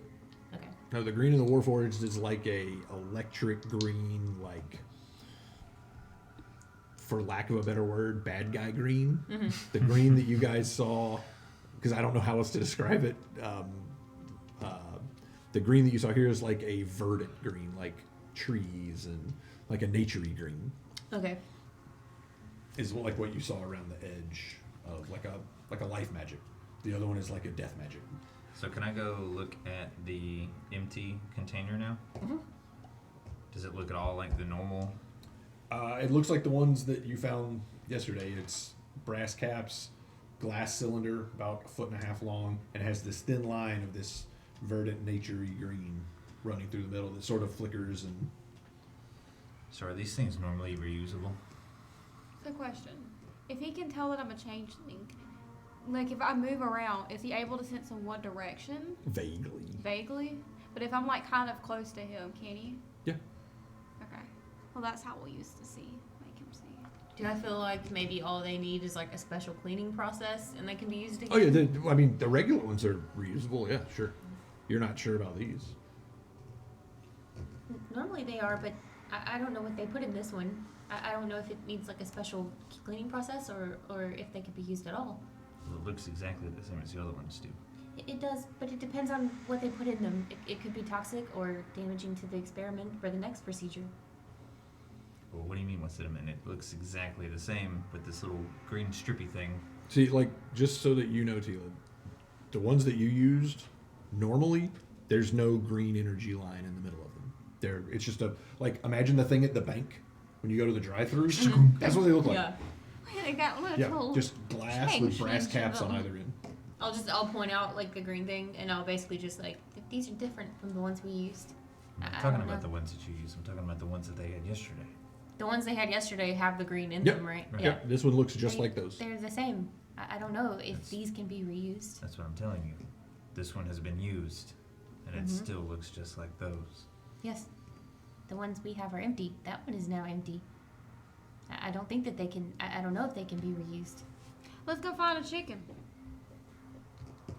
That's a good point. I don't know where we'd find a chicken in Sharn. At least not a live one. Where would we find a chicken in Sharn? This place. All over the place. Yeah. live There's a chicken? chicken. There's a chicken joint right there. It's called Charlie's Chicken Joint. You didn't see it? It's right outside. You just hear the clucking. Oh, I didn't notice that before. I usually hear screeching because it's all bats. Chicken in the cave. I don't think those are the chickens we're looking for.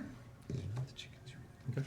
I don't recall them being able to fly or hang from the So, ceiling. yeah. We'll Jed hold just- on to this until we Jed find just them. sort of looks, he's looking around, but he's not seeing it. He says, "So, can we go? Yeah. 'Cause I really want to go home." I try to like That's take fine. the thing from you. And I'm just like I'm talking like- with my hands. I maybe can watch that for you. Well, at least something live's not in it. Not yet. And he sort of walks up to you, and he just kind of holds out a hand, like in your general direction. I grab his hand, I guess. Okay. So as we're walking, I'm gonna just kind of ask him like, so Jen, is there anything that you remember? Do you remember hearing any names, or do you recall any specific odd sounding phrases Smells. or smells? Smells? No. I remember the people. I heard someone talking, but they didn't sound like a person. They had like a metal voice, or sound like a machine. kinda. Warforged, no doubt. Uh, Perhaps it was Magus. I don't know what's a Warforged. They're metal men.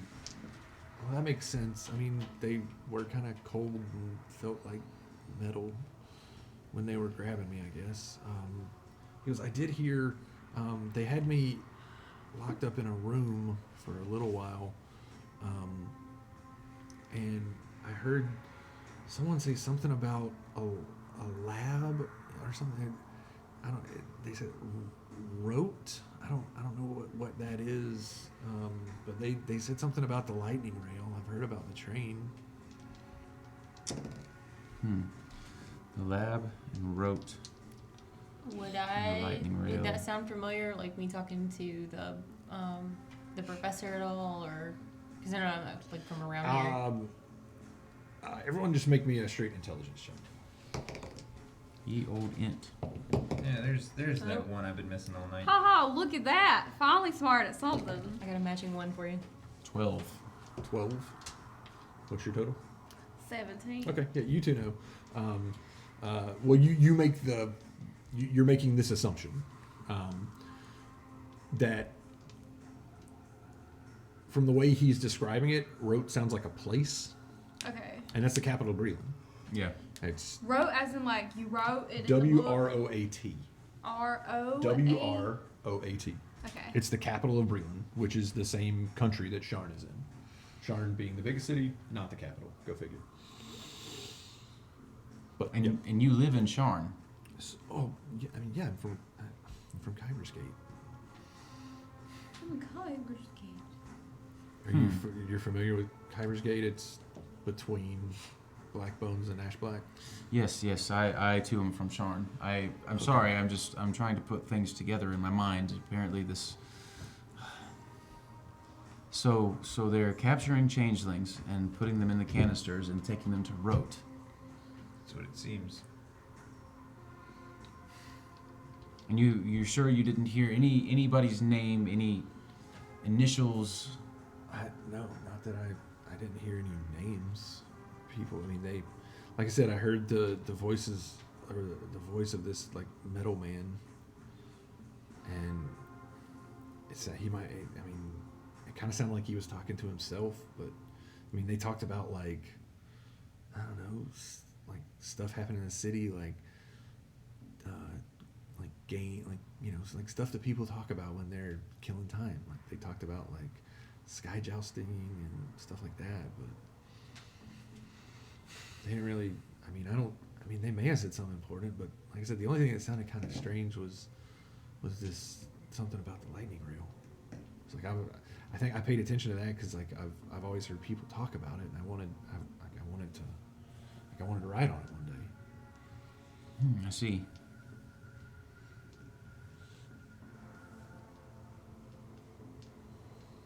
Well, suppose we'll get him home and go see what that's about. Could find a live chicken and see what happens with this tube. I suppose, or we could maybe spend our time trying to think of solutions to our problem. Well, if we understand how these work, then we can understand how to undo them, or what it takes to do them, because there could be multiple facilities, I would imagine. Interesting. Or we could end up with a lot of blind chickens. We could use them as bargaining chips. Chicken tubes for changeling tubes. I wonder if a chicken is in the tube, would it look like the same as if a changeling were in the tube?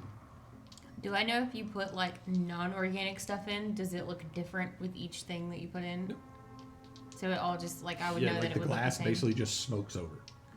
Okay. Like it turns like an opaque gray. And it looked like it normally would, just with any old matter in it? With non-organic items, yes. But Yeah, the only thing that was different was that slight green band where the glass and the brass met. but this has a green band, and I don't know how to duplicate that. We can try. Or maybe if we somehow switch them very quickly, they wouldn't notice. I could make the tube, and someone could make the switch, if you were good at that sort of thing. We have 4 tubes. Well, we have room for experimentation, and we could get something inconsequential, I don't know, say a barrel, and put it in one, and if it still looks like it did with the changeling boy in it. Is that barrel still outside? The Next to barrel. Truncheon? The barrel that the three were in? Yeah, I think you guys brought it in. I pulled all the things out I of mean, is it. it still, I like, left the outside? barrel. It's in the There. warehouse. Yeah. We could even just put the remains of Truncheon in there. Well, I was thinking we could fill these up and put them in and then take them with us. We have 4 tries. We can try truncheon in the barrel. What? We have 4 tubes. We have 4 opportunities to put new things in them. No, we don't need to put inorganic things in them. The whole point is to put organic things in them. Well, I thought we could experiment and see if organic and inorganic looks the same. Sounds good to me. I don't care if Truncheon comes out blind, he's dead. And I don't care if a barrel can't see.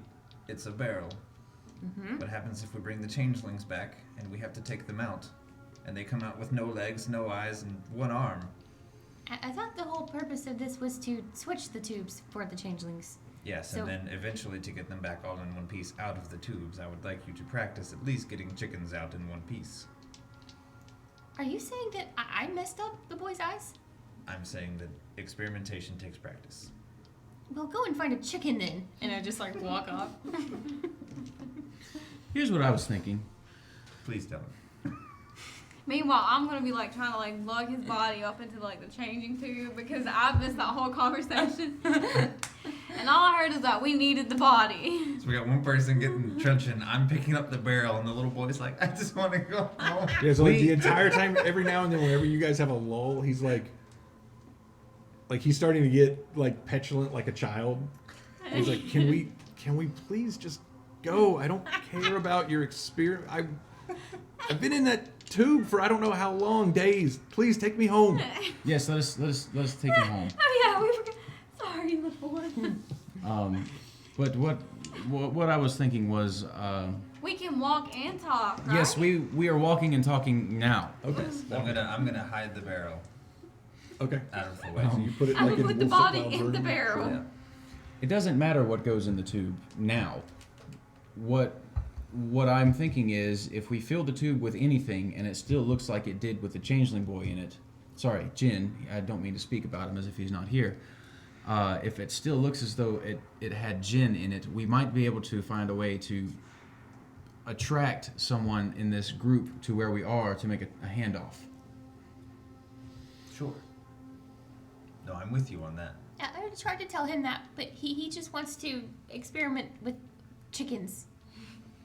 We also have someone that can look like anyone that she has seen, as well as sound like.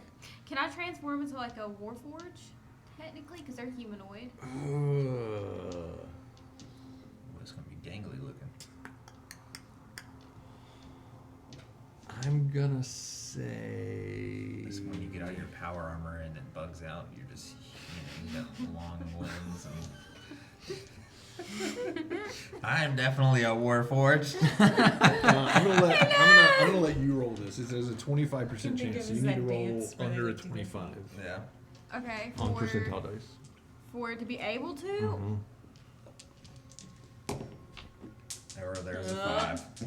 Wah, wah, wah, wah. Well, no, because I haven't rolled that percentage part. Wah, wah, wah, wah. Give me that 2. Nope, it's a 35. Okay, yeah, no, so Warforged aren't a natural, Okay. even though they are humanoid, they're not a natural thing. Like you can't turn into a bookcase either. That'd be dope. A bookcase. Yeah, like you can't turn into A skin case. yeah, I suppose that would be the realm of like mimics. you can't turn into like a bookshelf or It's got a bookshelf with ribbon space on a gland. a sky coach or something like that. You know.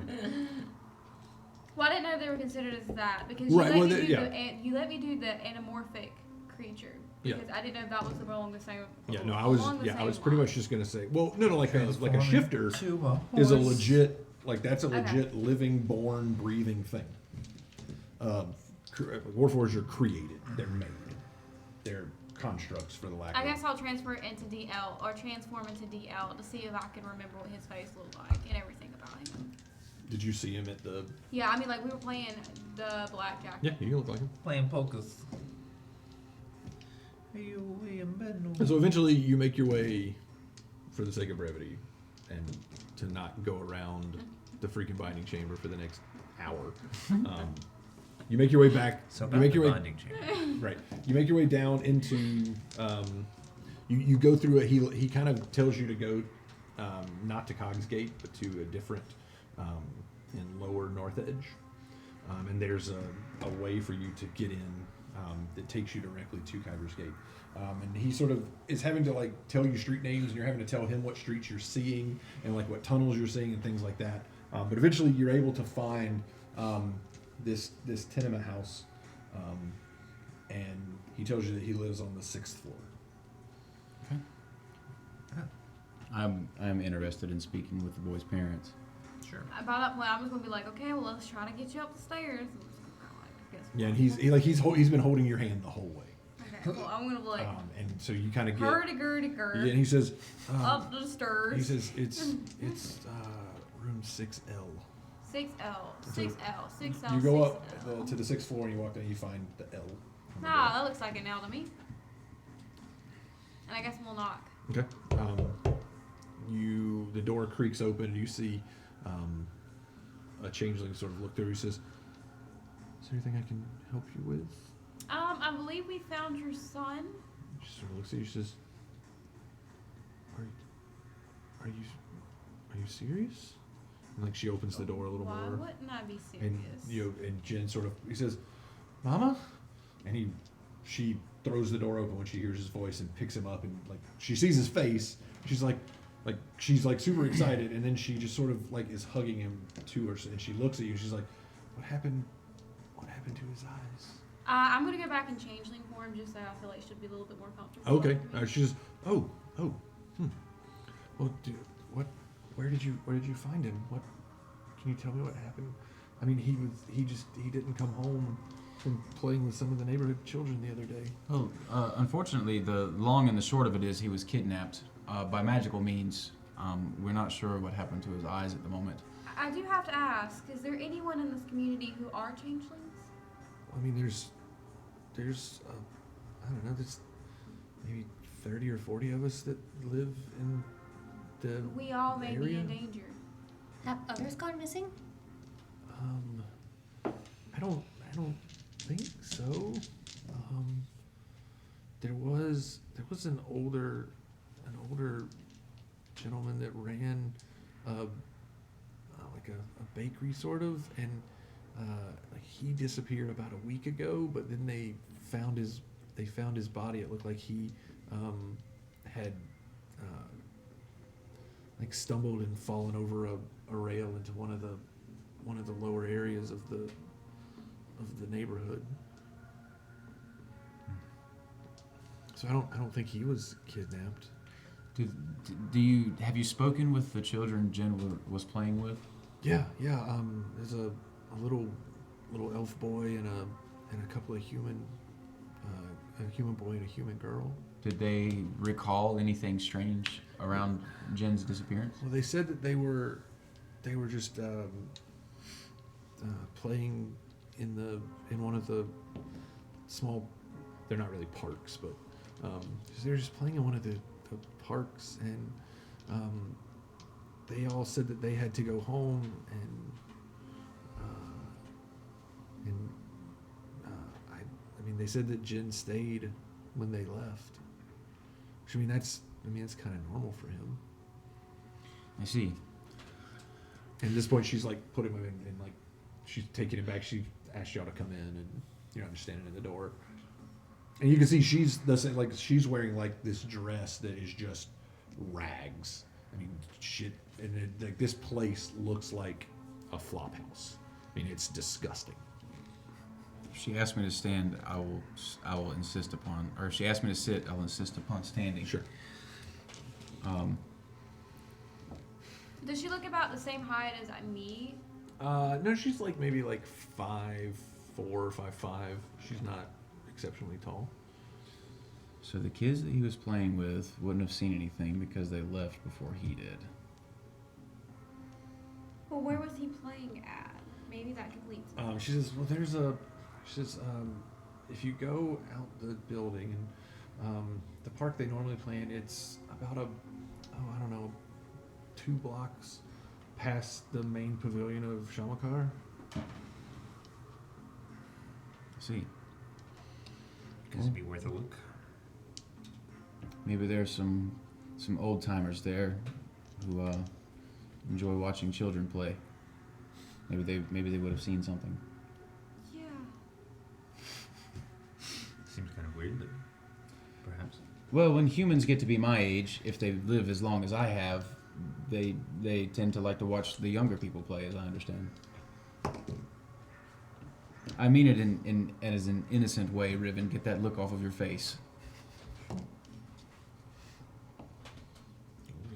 Give me that terrifying glance.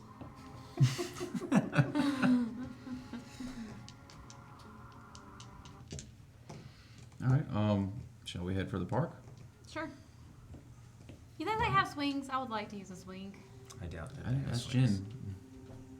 He's already back in the other room. Yeah, I heard him banging. Before you leave, she does kind of come in. She says, I don't know who you folks are, but thank you for bringing my boy back to me. I just extended out my hand and Mars. Crack. That's not her real name. I was going to say something else, but I was like, that doesn't sound like a name, and I put another vowel on it. She has like a one syllable. I don't know. It's just Makes Jin's. sense. It's just Jin's Scourge of this neighborhood. yeah. She's the one. I keep everyone she's here. just Jin's mother. Her name is. I'm glad you changed because as soon as you said it, I was Yeah. well, there it is. She just says Bix. Mix. Bix. Cracks and dicks. Yep. It's says- Mix, actually. She says Oh. his Maybe. father died in a mining accident a few years ago, and it's been tough. So I thought I had lost him. So thank you. And she sort of just comes over and like as she's talking, she'll like shake hands with you and pat you on the shoulders and things like that. And she just says. Is Gendrix over there like fidgeting and like getting all like? Oh no, I'll shake her hand, and then as soon as she's not looking, I'll like press the digitation in my hand. Right. Well, as she's shaking each of your hands and saying this, she says, "May the eyes of the six always be upon you, and may the traveler guide your feet, and the morning comfort your sorrows, and the devourer see you to the end." And she basically gives you a blessing of the six. You all basically have a luck for the next 24 hours. Dope. Nice. From the 6, huh? Yeah. Luck from the 6. But yeah, when she gives you this blessing, she goes through all six of them, who I can't remember them all right now, and has like there's like a thing that she says. But yeah, you basically have a luck for the next day. So like D4 or D6. You can have advantage on a roll after you've made the roll. So it's like the luck feat, but you just have one of them, and once you use it, it's gone. Do you give a super advantage on disadvantage? No. No. But you can use your luck to cancel. Well, no, you can't use your luck to cancel disadvantage. But you can use your luck to re-roll your disadvantage, if you wanted to. Well, Yes, super advantage. That's pretty good. it's not really super advantage. Yeah. No, it's Super like you just disadvantage. re-roll both of your d20s again and hope that you get better. No, you roll 2d20 Uh-huh. because you're disadvantaged, right? Uh-huh. And luck, you roll another d20 and you pick the highest one out of all your d20s That would just be with luck. Super advantage. no. With You super can advantage. luck lets you re-roll a d20. So if you have disadvantage, it lets you re-roll both and still take the lowest of the That's re-roll. halfling luck. You can roll 4 D20s and This take is the some- second lowest. This is some grade A bullshit. No, halfling luck lets you re-roll a 1. That's some bullshit. You know what? I am confusion. Basically, you can re-roll a d20 in the next 24 hours. Okay. Yes. He's over here Don't talking listen about. to She's me. talking about rolling 4. He's talking about rolling 3. How many of them do I roll? When you have to make a d20 check, you can be like, I'm going to use my luck, and you can re-roll it. And you have to take the second one. Or no, you can take either of them with luck. So if you have it, We're roll. confused. Okay, so you leave the woman's house after she blesses you with the dark gods. which We've been is blessed super by fun. crack. Yeah, you've been blessed by Bix. Big Sam crack. Do you Vicks vapor rub. get the luck if you don't believe in the gods? Yeah. You don't have to believe in gods for them to. Gods exist whether you want Yeah. them to or not. That's true. Yeah. Yeah. And the That's 6 are actually true. probably, to be fair, more powerful than all of the other gods because they're actually pretty real. Yeah, 'cause The they, other are just a bunch of pompous assholes. they've done some shit to the other guys. Mm. The 6 are a bunch of Mm. bad. Other than the traveler, they're all pretty bad. That's some bad son bitches. But yeah, so you make your way out of this tenement. As you do, you pass this. There's no real way to describe it. What is It that? is a merchant place, strip mall of sorts. And there are all kinds of creatures. And you can see in some sort of magical light over the front of this large outdoor dining pavilion. Almost like like the big light bulb lights where you have like the big round light bulbs that spell out the letters. You know what I'm talking about? But it's like they're like dancing lights or fairy lights or something like that. And it just says Shamukar. Oh.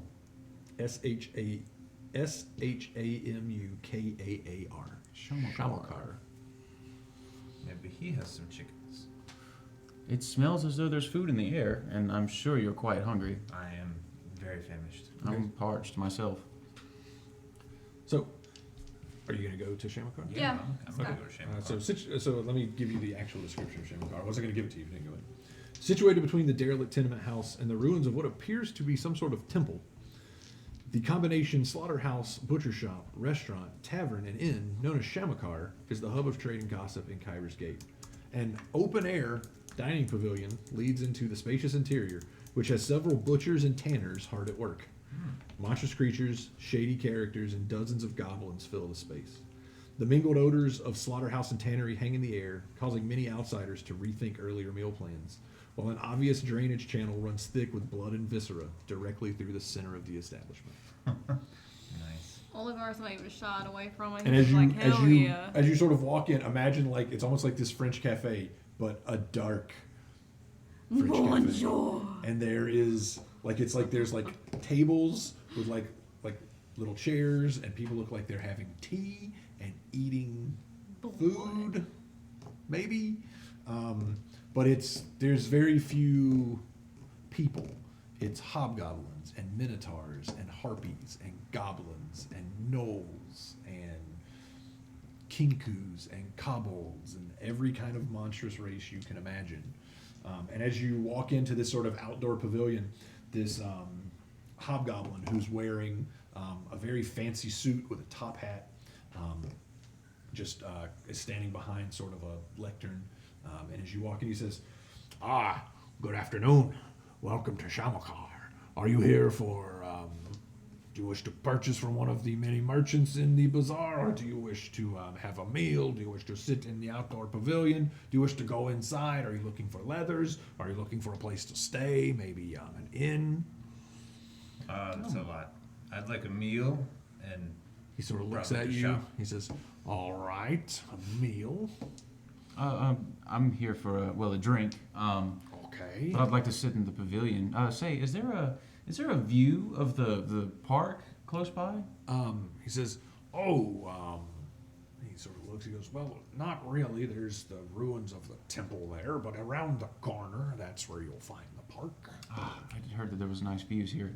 Well, thank you. Well, we don't really have so many views, but Shamukar is...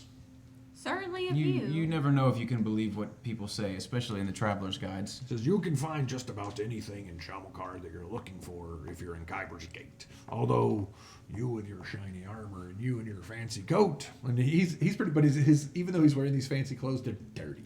Like everything here is dirty. This place is disgusting. Like it is the lowest of the low.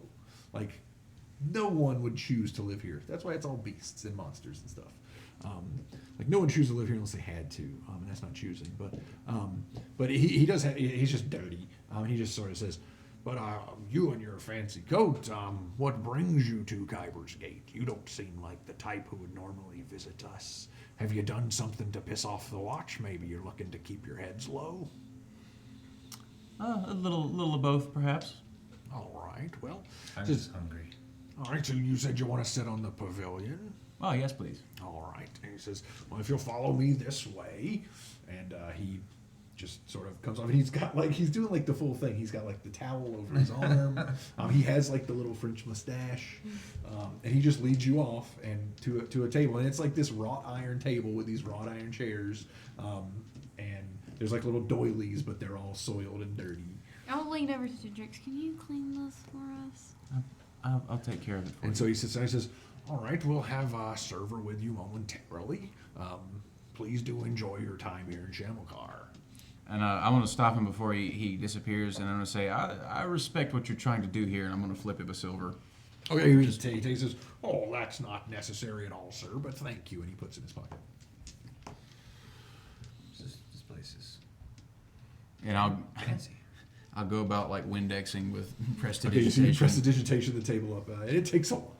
Yeah. But eventually you do kind of get everything clean. Everyone give me, while you're sitting here waiting for a waiter to come out, everyone give me a perception check.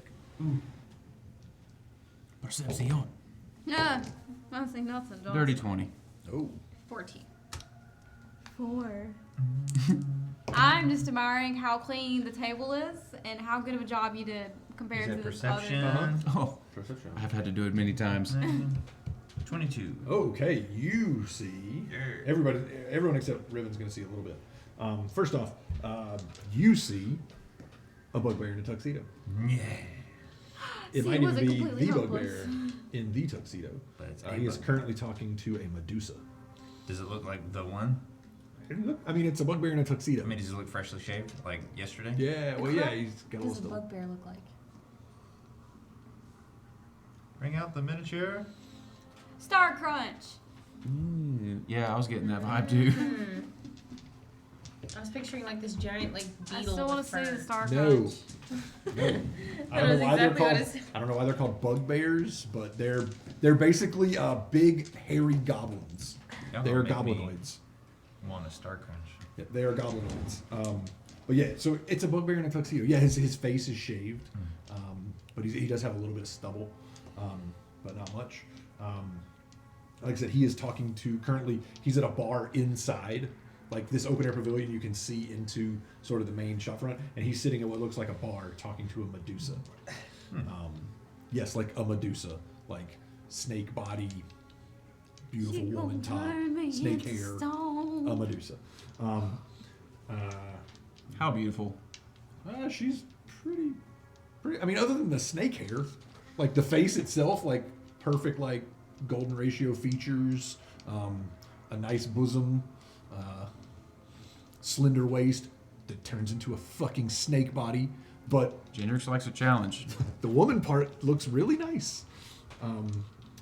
So you're gonna see all of this because you had the highest. You see, or no, sorry, yeah, you're gonna see the next two things. You see a Minotaur who's sitting on the pavilion, and he has a deck of cards that he's just sort of shuffling with one hand, and he's got what appears to be a very dainty wine glass that he is sipping from. And then, so you see that, and then you see a couple of goblins that are inside that are they're standing on the chairs at this wooden table. They're also inside. They're not on the pavilion. And whoever walks up, they have like what look like flyers. They're trying to hand them to people. Very few people seem to be taking them. So that's what you see. Eventually, a waiter comes out, and it's what is the waiter? The waiter's a goblin, and he walks out and he says, "Welcome to Shamakar. What do you?" He just sort of turns his nose up at all of you and goes, "Well, other than you, none of you look like you're supposed to be here. Are you still changeling?" Yeah. Okay. He says, "You two look fine. You, what brings you down here, fancy boy?" Well, mostly just my curiosity about what he's drinking, and I'll point at the Minotaur. He says, "Oh, I don't know. Let me pull." He pulls out his little book, his little, where he takes the orders and he flips it and he goes, "Oh, that is a Star Blaze wine. That sounds lovely. I think I'll have one of those. Okay, one Star Blaze. He goes, all right, drinks, anything for you, ma'am?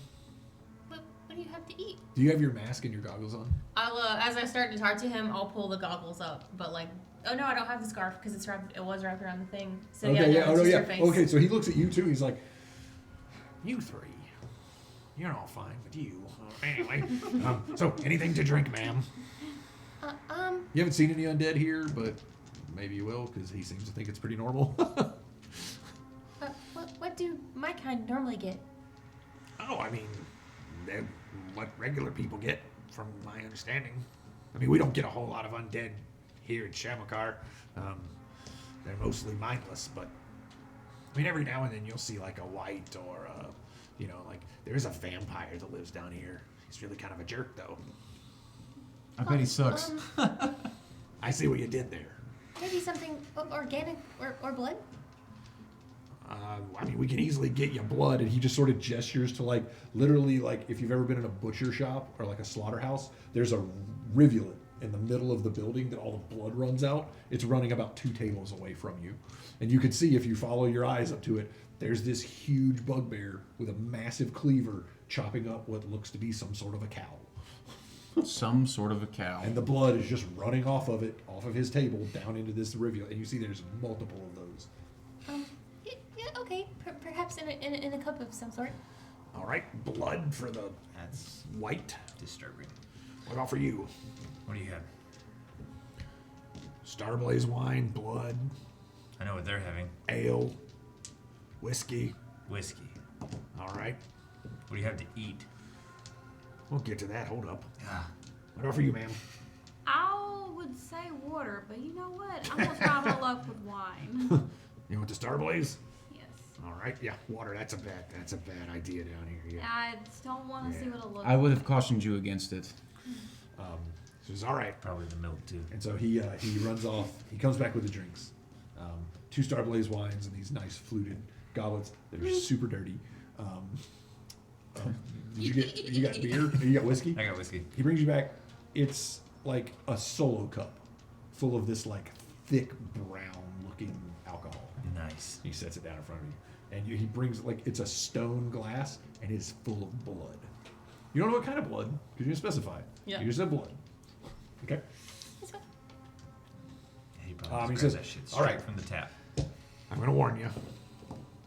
None of you look like you should be eating here. So just be warned. I don't know what that's supposed to mean. What do you want to eat? Why don't we start with the special, and I'll decide if I want to eat from there. Special. What's special today? I can bring you a dead chicken. Well, we found your chickens. Oh, I need Is it live. cooked? I need live chickens. It's dead. I can bring you a bowl of grubs. I know You can stop there. I think I'll just be okay with my wine. Okay. For me, that is. I don't mean to speak for the rest of the group. He says, I can bring you a. He kind of points over to the bugbear with the cleaver. He goes, he'll be done in a minute. I can bring you a haunch off of that aurochs. Yeah, that'll work. Okay. So you want an aurochs? You want the whole thing? That'll be like 5 gold. Like the whole aurochs? No, just like the whole like haunch, like a one side of his ass. Would you No. like an ass cheek? No. I don't want a whole thing. Just a piece of it. Okay. Just a piece of Just ass. like a serving. Yeah, a serving of ass. All right. I'm sure we can get Half We- an ass, we- not a whole ass. we can get him to chop you off something. He's also gonna be dead ass. Right. Break about me for off you, a piece of that ass. Blood girl. I think I'll try this for now. No food? No, All right. I'm okay. What about you? I'm good. You want a piece of that ass too? He says, all right, well, at least you took my warning. Well, it's most of you. So he goes on. You have any live chickens? I mean, I'm sure there's live chickens around. Can I buy We don't live want to get chickens? blood all over the pavilion. We'll slaughter it for you. I don't want them dead. I want live chickens. Well, then you'll have to go to the market and buy live chicken. If you go inside, go past, you'll see a bunch of tanneries. It smells, even for me, I'm a goblin, it smells like shit in there. You go past the tanneries, yeah, there's like cages and things where you can buy live animals, yeah. I'm not gonna bring them to your table though. That's what I'm asking. Yeah, I told you. Sean, did Shrek not tell you about this place? I asked him where the market was, and he sat me at this table. Well, that's kind of weird. He might have gotten confused. I mean, Someone I might did tell him I have wanted someone food. might have said they wanted to eat. Anyway, I the didn't market, tell him It that was to. probably he was just. the market, like I said, the market's beyond the tanneries. Go get the dead ass, half ass, If whole you ass. if you make it to the blacksmiths and the forging areas, then you've probably gone to we've definitely gone too far. And so you see, he's like, all right, let me go back and get you that haunch. And he walks off. And he goes up to the bugbear.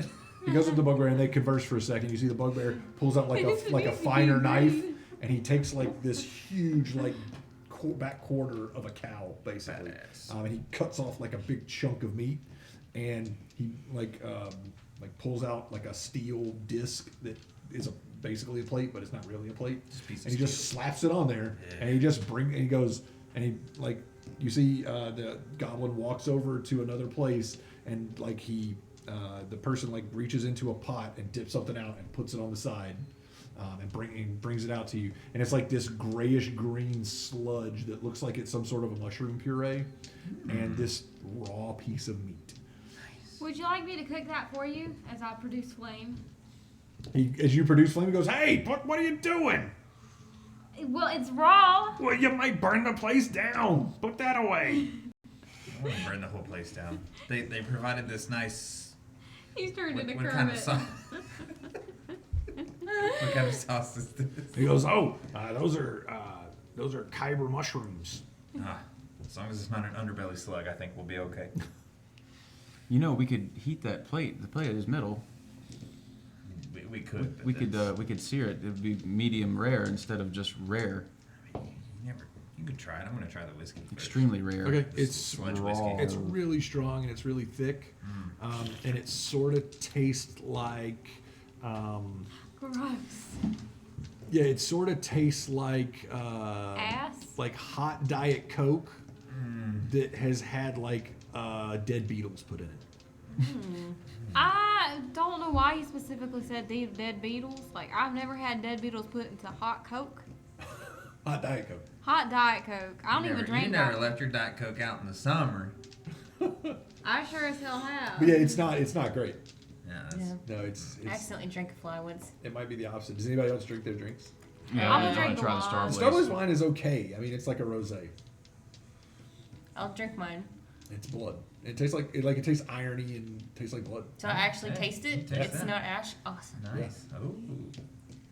I'm like, I immediately I get this like a little excited look on my face, and I put it down and I pull out that book and start immediately writing. Of course. Is it tasty? It it tastes. Yes, I can taste it. It's not exactly pleasant, but it's a start. This is the most excited I've seen you get over something that you have imbibed. Are you okay? Has it changed your life in some way? You want to try it? No, I'm afraid I'm going to stick with my wine. It just tastes like blood, but it tastes. And that's good. It's a start. And I'll just like keep drinking it. Okay. Do you? You don't think she's I'm gonna break off a piece of the ass. Okay. Yeah. You, like no, you don't have any Around. utensils, so Yeah, I didn't figure I'd do you just pick it up and. I'm gonna like Okay. try to rip off a piece. Yeah, He's it's over here awesome. eating Yeah. ass. We're over here talking to each other. You're It's- over there I drinking mean, blood. it's disgusting. Yeah, It's raw meat. yeah, super chewy. Yeah. You're Just, gonna have the shits And later. bloody, and in fact, It's you're gonna like- have the shits right now. I need you to roll a Constitution saving throw. You got worms. You got worms in your that's shit. a dirty 20. Okay, you don't get the shits, but yeah, it's not. It's bad. In fact, you get the sense that if you were to continue eating here, actually, you're immune to poison, aren't you? Or are you immune to disease? Diseases. Okay. You get the feeling that if you were continue to try to eat this food over a certain amount of time, you don't know how long, that you might build up some sort of a resistance to being poisoned. Because you're just poisoning Yeah. myself. basically. Yeah, this is Okay. You look a little green around the gills there, yeah, this is Oligar. not good. Well, he's already green. It's an expression, Raven. So, you have your meal. Do you want to order any food at this point? You want to try some of this? Yeah, I'm gonna kind of stare at his. I mean, you like the underbelly grub, didn't you? And I'm just gonna Give spit her a it on piece the of ground. that ass. Like the whole thing that I was just chewing on. I'm just gonna spit it Oh no, out. you swallowed it. Oh, okay, good. Yeah, that's why you. I made didn't a know how long it constitution took me to chew it. check. No, you kind of gnaw. I mean, you got like orc teeth. Okay. Yeah, like All right. you got some chompers. So how do you eat with your front chompers? These little thingies, do you like have to like shove it into that? So they didn't give They- him. He has like no utensils. No, or he just has anything, a slab of meat and some sort of mushroom puree right? Okay. that is also cold. It's not cooked. I'll I'm try telling to. you, I can. You know. Well, I'll try it. What do you try? I guess if he gives me the plate, I'll try to like tear off a piece of the cow. Okay, what kind of? I know you have something with diseases and poisons. What? I what do have you disease radiant. I don't know if those are the same thing. Disease Two different radiant. things. Diseases and radiant. Immune to defense disease. So With what? that one. Click on it. You probably can't. Okay, do it. so I know you're Immune vulnerable. to disease and vulnerable to Because radiant. you're immune to disease, but you're not immune Got to it. poison. So I need you to make a Constitution saving throw. Okay. But does it taste? We'll see. 25. Okay, you pass your Constitution saving damn. throw. But no, yeah, it tastes similar to the blood. I mean, it has this like. Give me a nature check. Nature. I'm seeing a pattern here. Yeah. An right? 8. An 8. Yeah, you don't know why, but this stuff has taste. She's going to be feasting on It doesn't taste good to me. It's just What is good? like, Ass. Not ash. yeah, like I guess, yeah. It doesn't at this taste like point, ash. No ash. Okay, cool. But does it taste good? Like, do I feel like I want to keep eating it, or am I You just kind feel of like it that you can eat it, and that it will actually do something. I'll take the rest of it if you don't want it. Have at it. Yeah, I'll continue to eat it, All right, you eat and the I whole do thing. like write in my book as I'm eating it. Yeah, as much as like I can. 2 Constitution saving throws if you eat the whole plate. Okay. Actually, 1 Constitution saving throw. We'll see if you're able to eat the rest of the plate.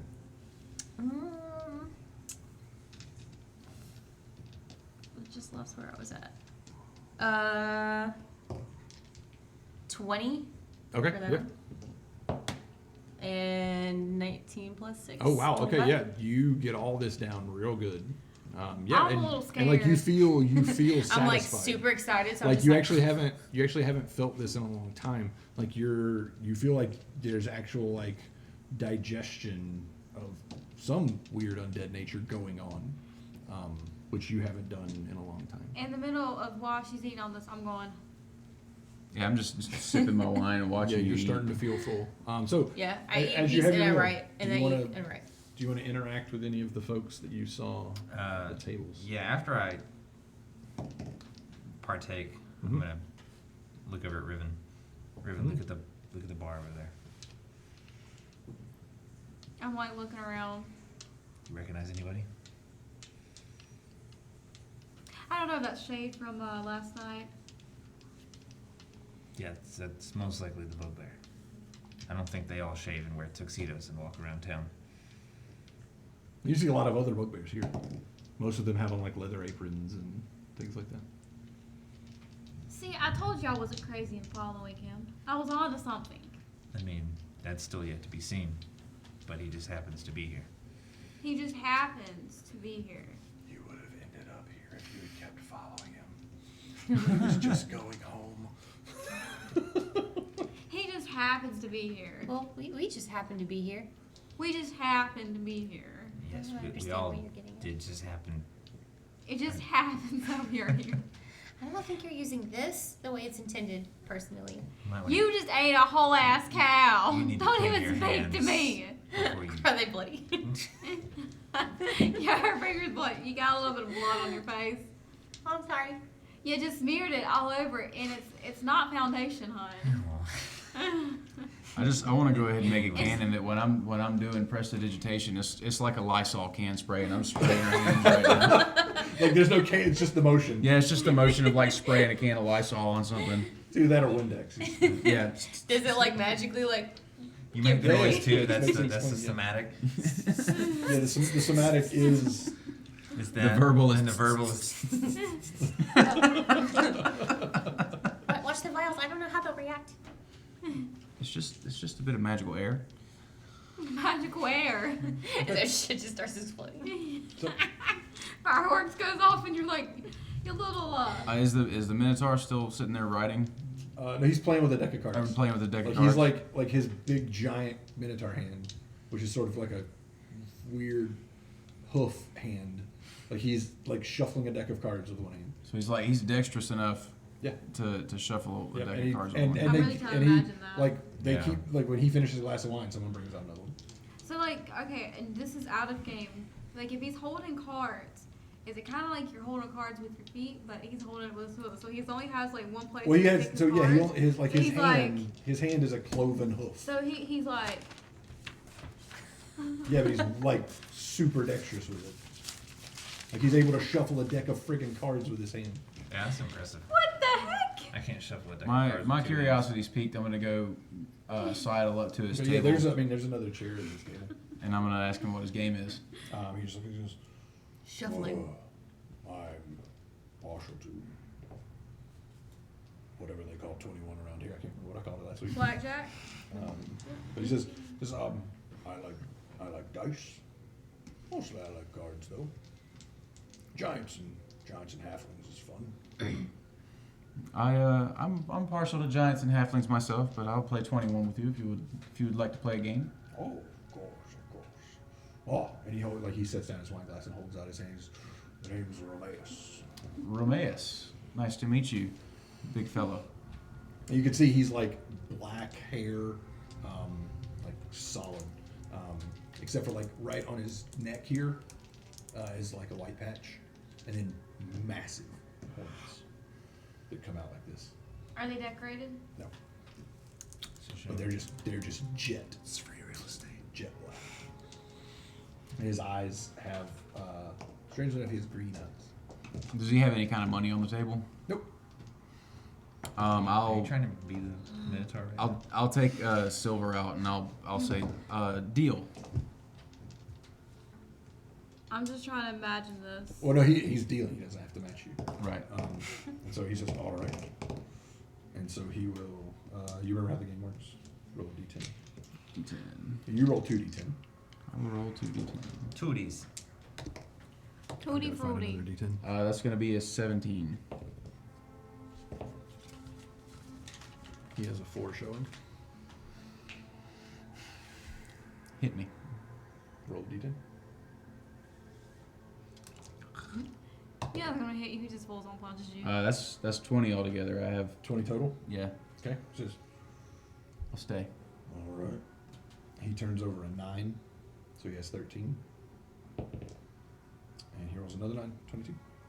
He just reaches out as he collects the cards. He just reaches out and flicks the silver back your way and pulls another silver out of his pocket and puts it in front of you. And I'll hold my hand I'm out for the just deck of cards if he wants me to deal. He says, "Oh no, I'll deal." All right. I'll leave 1 silver on the table. Okay. And as he's dealing, I'll say, so what do you do other than sit at Shamakar and play cards and drink? Oh well, and at this point you see it's on the other side of his chair. There's a big battle axe just laying against his side. He says, "Oh, I serve as a guard for this place, I see. and just got a family back a few blocks away. But mostly I do mostly mercenary work. 'Cause the folks here that run Shamakar are pretty fair. It's easy to be a mercenary when all you have to do is guard a establishment. Indeed. How often do you have to break up fights? Not too often, actually. This is sort of a neutral zone where different factions can meet without violence. But just in case people get out of line, and he taps the pommel of the giant axe. Says, "They keep old Romeus around. I see. It keeps the wife happy. Keeps the calves happy. I don't have to be up in the city or out away from them." Well, happy wife, happy life. right? That's what I've heard. Well, so different factions like to meet here. What sort of factions? Any- All kinds of underground trash. Mostly Underground trash. different agents of Dusk.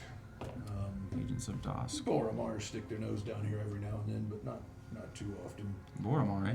Yeah. There's a few of those. What do you call them? What do they call them up on the surface? Cults of the Dragon Below. Hmm. I see. If you need to do business with somebody who sees things differently than you do, Shumakar's a good place to do business. Sort of an unwritten rule: you don't fight here. Not with old Remeus around, eh? Well, I think I'm just here to clean it up if it happens. I see. I mean, there are some lunatics that come in here and start fights. Now, from his spot, does he have like a Yeah, view he's of the got street? His table does not have a great view. The way he's sitting, he has like a full view into the shop and everything. But not like toward the street at all. Say, well, interesting. So a lot of beast folk such as yourself congregate here. Oh, of course, yeah. Like I said, Dusk. Is sort of not really their headquarters, but certainly where they like to hang out. Well, do you ever see any of the machine folk in here? Any of the Warforged? Oh yeah, there's plenty of Warforged down here in in the Cogs. Get exploited pretty badly, but Well, I'm interested in one particular, but he's more of one to exploit another. You don't happen to know one by the name of Magus, do you? oh, well, let's see. Does he know the name? I don't know the name. What's he look like? Might have seen him. And I'll describe how he looked. Like he had didn't he have like a cloak on? He had like a black cloak yeah, with a hood. It looked like a standard, magic caster dressed that way anyway. He had some weird, he had like this arm. It wasn't really an arm, but it was like a tentacle. But it was a metallic tendril that came out of his back that some of his spells cast through. His face looked almost like a gas mask. Yeah, and I would describe all that to him. Just didn't know his name, but seen the face around here. Not in the last several days, but certainly seen him down here a few weeks ago, maybe a week ago. Not say 3 or 4 days before Arian's crown? Or Maybe, that sounds about 4 days, 3 days before, 4 days before Ariad's crown, I think. I see. Interesting. So just saw him come through. He's heading down the road. Didn't stop in or anything. Just walked by. I see. Had another one with him wearing like a black like tight suit over his chest and such, and a black mask. Carried a truncheon? Yeah, and a sword. That'd be truncheon. Interesting. Those Warforged, they're real good at naming themselves, aren't they? Yes. Very utilitarian names. Sure. I get the feeling now that I just said that word that Remeus may not know what it actually means. He doesn't appear to be offended. I see. Well, and I'd probably play through another couple of hands with him, and Okay. trying to think for a second if there's anything else I want to ask. I don't feel personally like the professor would come down here if he's actually a part of this. We just have the assumption that he is DL. You could ask.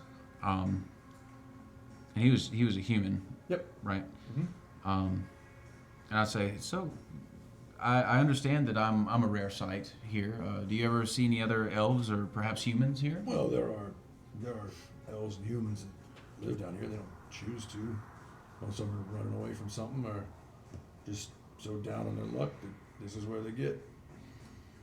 How about any that appear as though they don't belong? Like maybe, I don't know, say instructors at Moorgrave. Oh,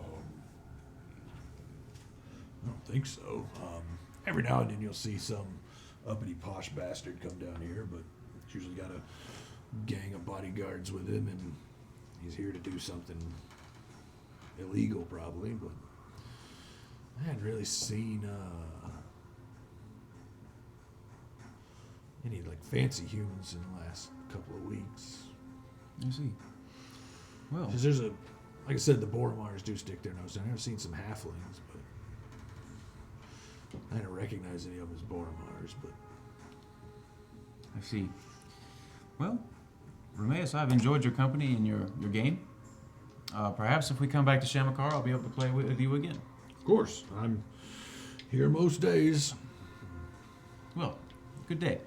And I'll go and rejoin you guys. What about you guys? Yeah, I want to get up and walk over to the goblins. You guys can point stuff out since you didn't see anything. But you can still participate in this. Okay. You just didn't happen to notice it. But once they notice, they can be like, "Oh, look, Bugbear in a tuxedo," and you're like, "Oh shit." Yeah. I'm gonna go talk to the bugbear. Okay. You have anything you want to ask him? You want to go talk to him? I think I've done enough for shenanigans for a night. Is there ever enough shenanigans? And I'll get up and I'd rather not be in sandwich mode again. on my way over there, I'll grab a flyer from the goblins on the chairs. Oh, you're gonna stop by the goblins? Yeah. Okay. When you do, they're both sort of almost like proselytizing. They're like, "Great fame, great fortune, great wealth. Sign up with Fricks and Kebzax. Hunts for the bold and the brave." Oh, really? Are you injured? That sword, sir, you would be quite the hunter. Hunter, huh? What are we hunting? Oh, Kyber's Gate is filled with all sorts of monsters and monstrosities, things that terrorize the citizens. Me and my sister Kebzax here, we've decided to start a group of mercenaries that will destroy these monsters and make this place safe for all goblins. Is that so? Yes, yes, yes. And he hands you a flyer. I'll take the flyer. He says, "Yes, recently we have heard and heard tale and story of a Gorgon that is in one of the tunnels, and he's attacking people when they go and try and have times with their lovers. There's also been a chimera sighted. Oh yes, he, oh, she, it, they. I don't know, he has 3 heads, but oh yes, a chimera. If you wanted to hunt that chimera, oh, that would bring you great fame and fortune." I see. Because there are other things as well, if those do not interest you. And I'm just reading the flyer. What is it? What does It it looks say? like it was drawn by children with Nice. crayons. It's just crayons of Yeah. drawings of chimera. Yeah. There's a chimera. It has like a goat head and like a bird head. It doesn't have like a dragon head and a lion head like it's supposed to. The Gorgon looks like a Medusa. Like they saw Clash of the Titans apparently Nice. and got the two confused. Thank you. I'll be on the lookout. Oh, don't leave, please, sir. Your sword, you would be famous. I'm sure. When I slay something, I'll come back and let you know. Oh, well, if you bring back something slain without a price, you will not get paid. You must set up a price before you go on a hunt. And you'll pay the price? Oh, yes, yes, yes, yes. So what price will you give me for the Gorgon and the Chimera? Oh, well, for the Gorgon, we'll give you much great information which you may seek. For the Chimera, we'll give you information as well, and some gold. Information and some gold. Yes. That is a steep price that you're If going you wish to pay. sign up for Fricks and Kebzax's mercenary company, we can discuss your rates. Oh, rates. But we cannot do that out here. We must sit down, pen and paper. We must sign you. Oh.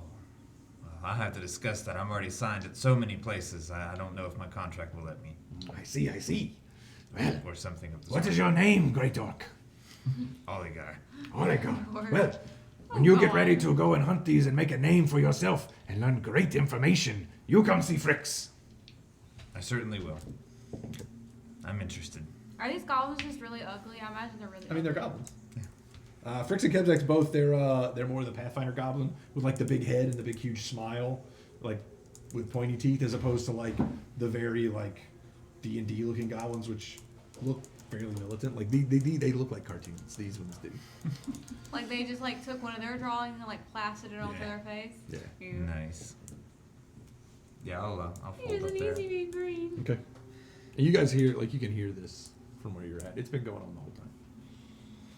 Okay, so you said you're gonna walk over to the bar. Yeah, I'll walk over Okay. to the bar. You see this bugbear in a tuxedo is talking to a Medusa.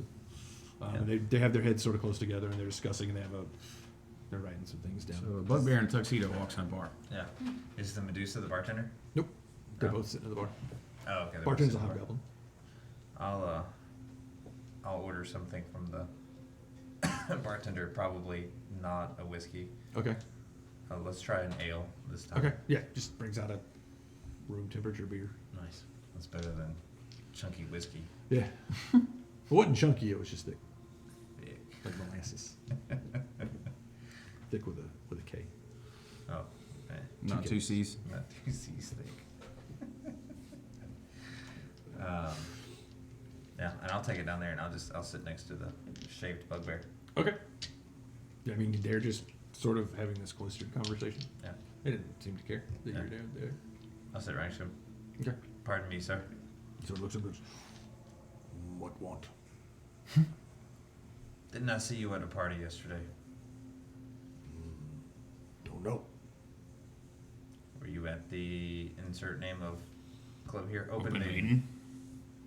Perhaps. Well, were you there or not? I'm just asking a question.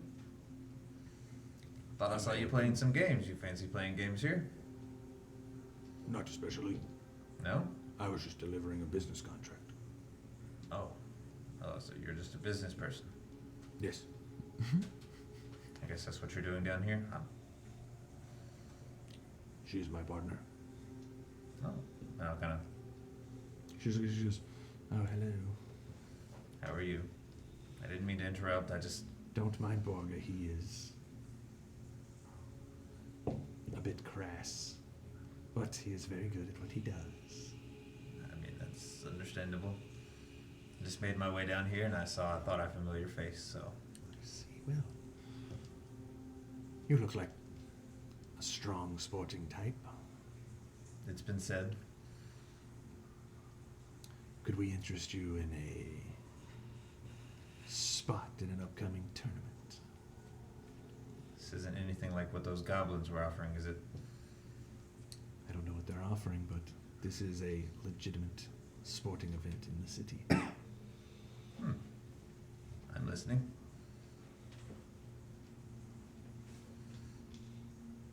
Normally we use criminals and things like that, but we don't mind having a real champion every now and then. Someone who actually deserves a purse. What kind of sport? You see the bugbear has like a big piece of the aurochs in front of him, Mm-hmm. and she just looks at it and it turns to stone, and she just says, oh, it's a little game we like to call 6 stones. I don't think I've ever heard of it. Have I ever heard of it? Probably not. No. It's not legitimate at all. It's quite illegal, actually. Oh, But she says, but we have had quite a bit of good luck in the firm recently. So That's always this good. season's payout is 1,000 gold pieces. That's a hefty You've never purse. heard of 6 stones, I take it, by your reaction. I haven't. It's quite simple, actually. 7 people enter. 1 cockatrice enters.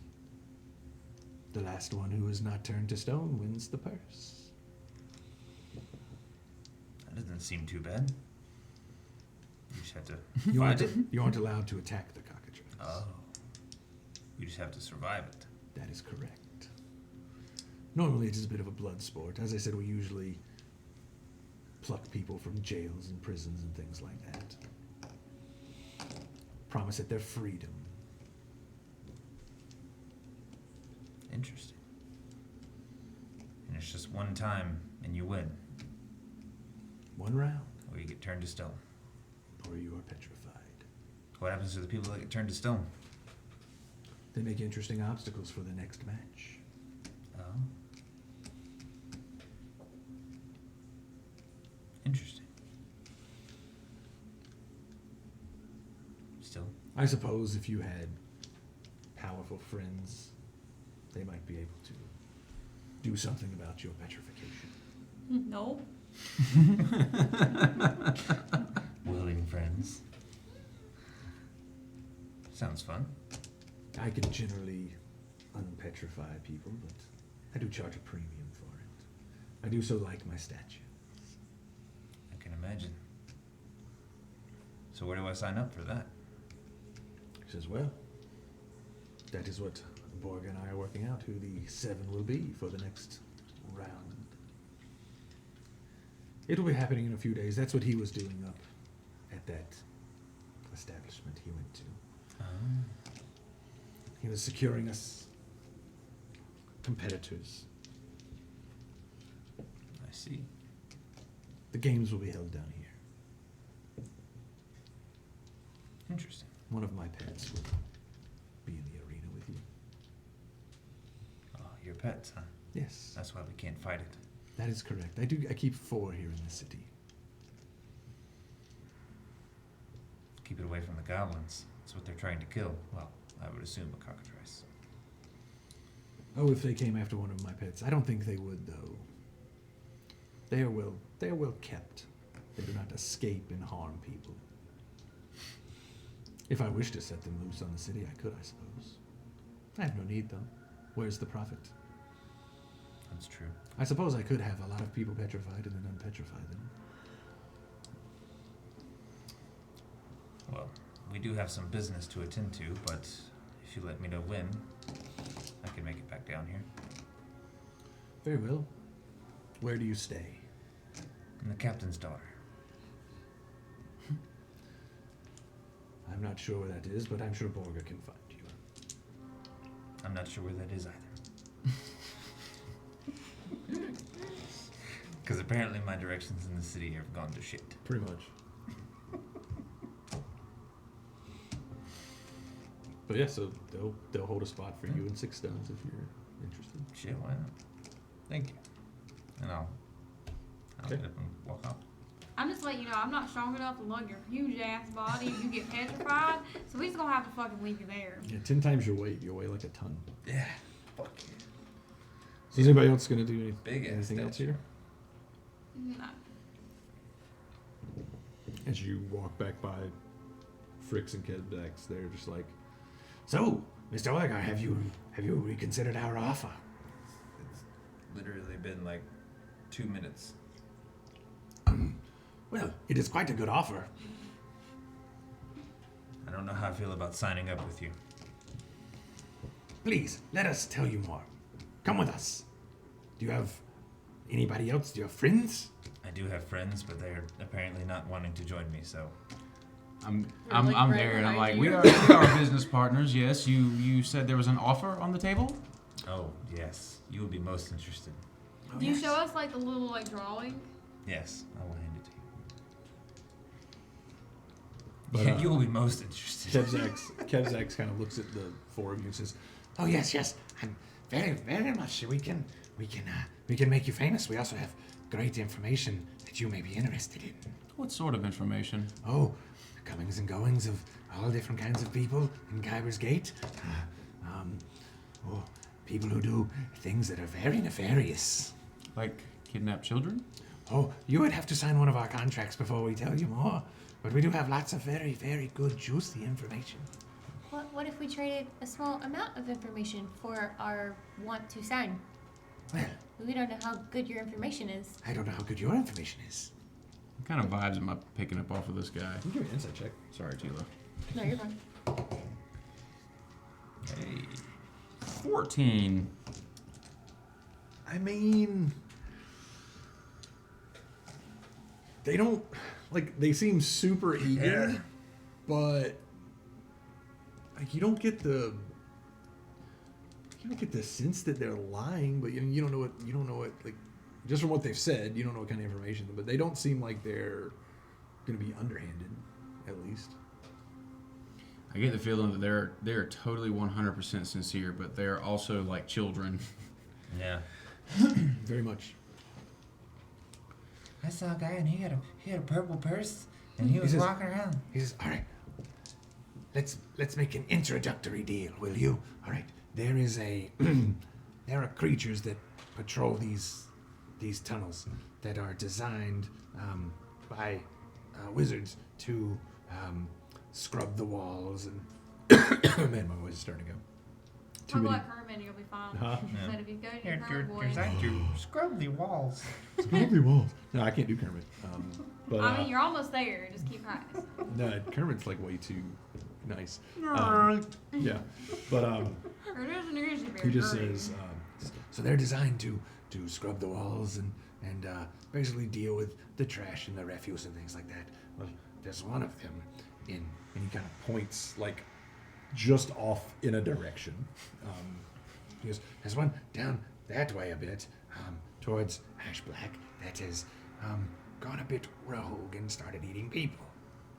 He says, you sign a contract to kill that creature for us, bring us proof of it, and we'll give you a bit of information to show you the kinds of things we have for you. And then after you kill it, we'll give you more. But if you will sign the contract, we'll give you a taste. The first one's always free.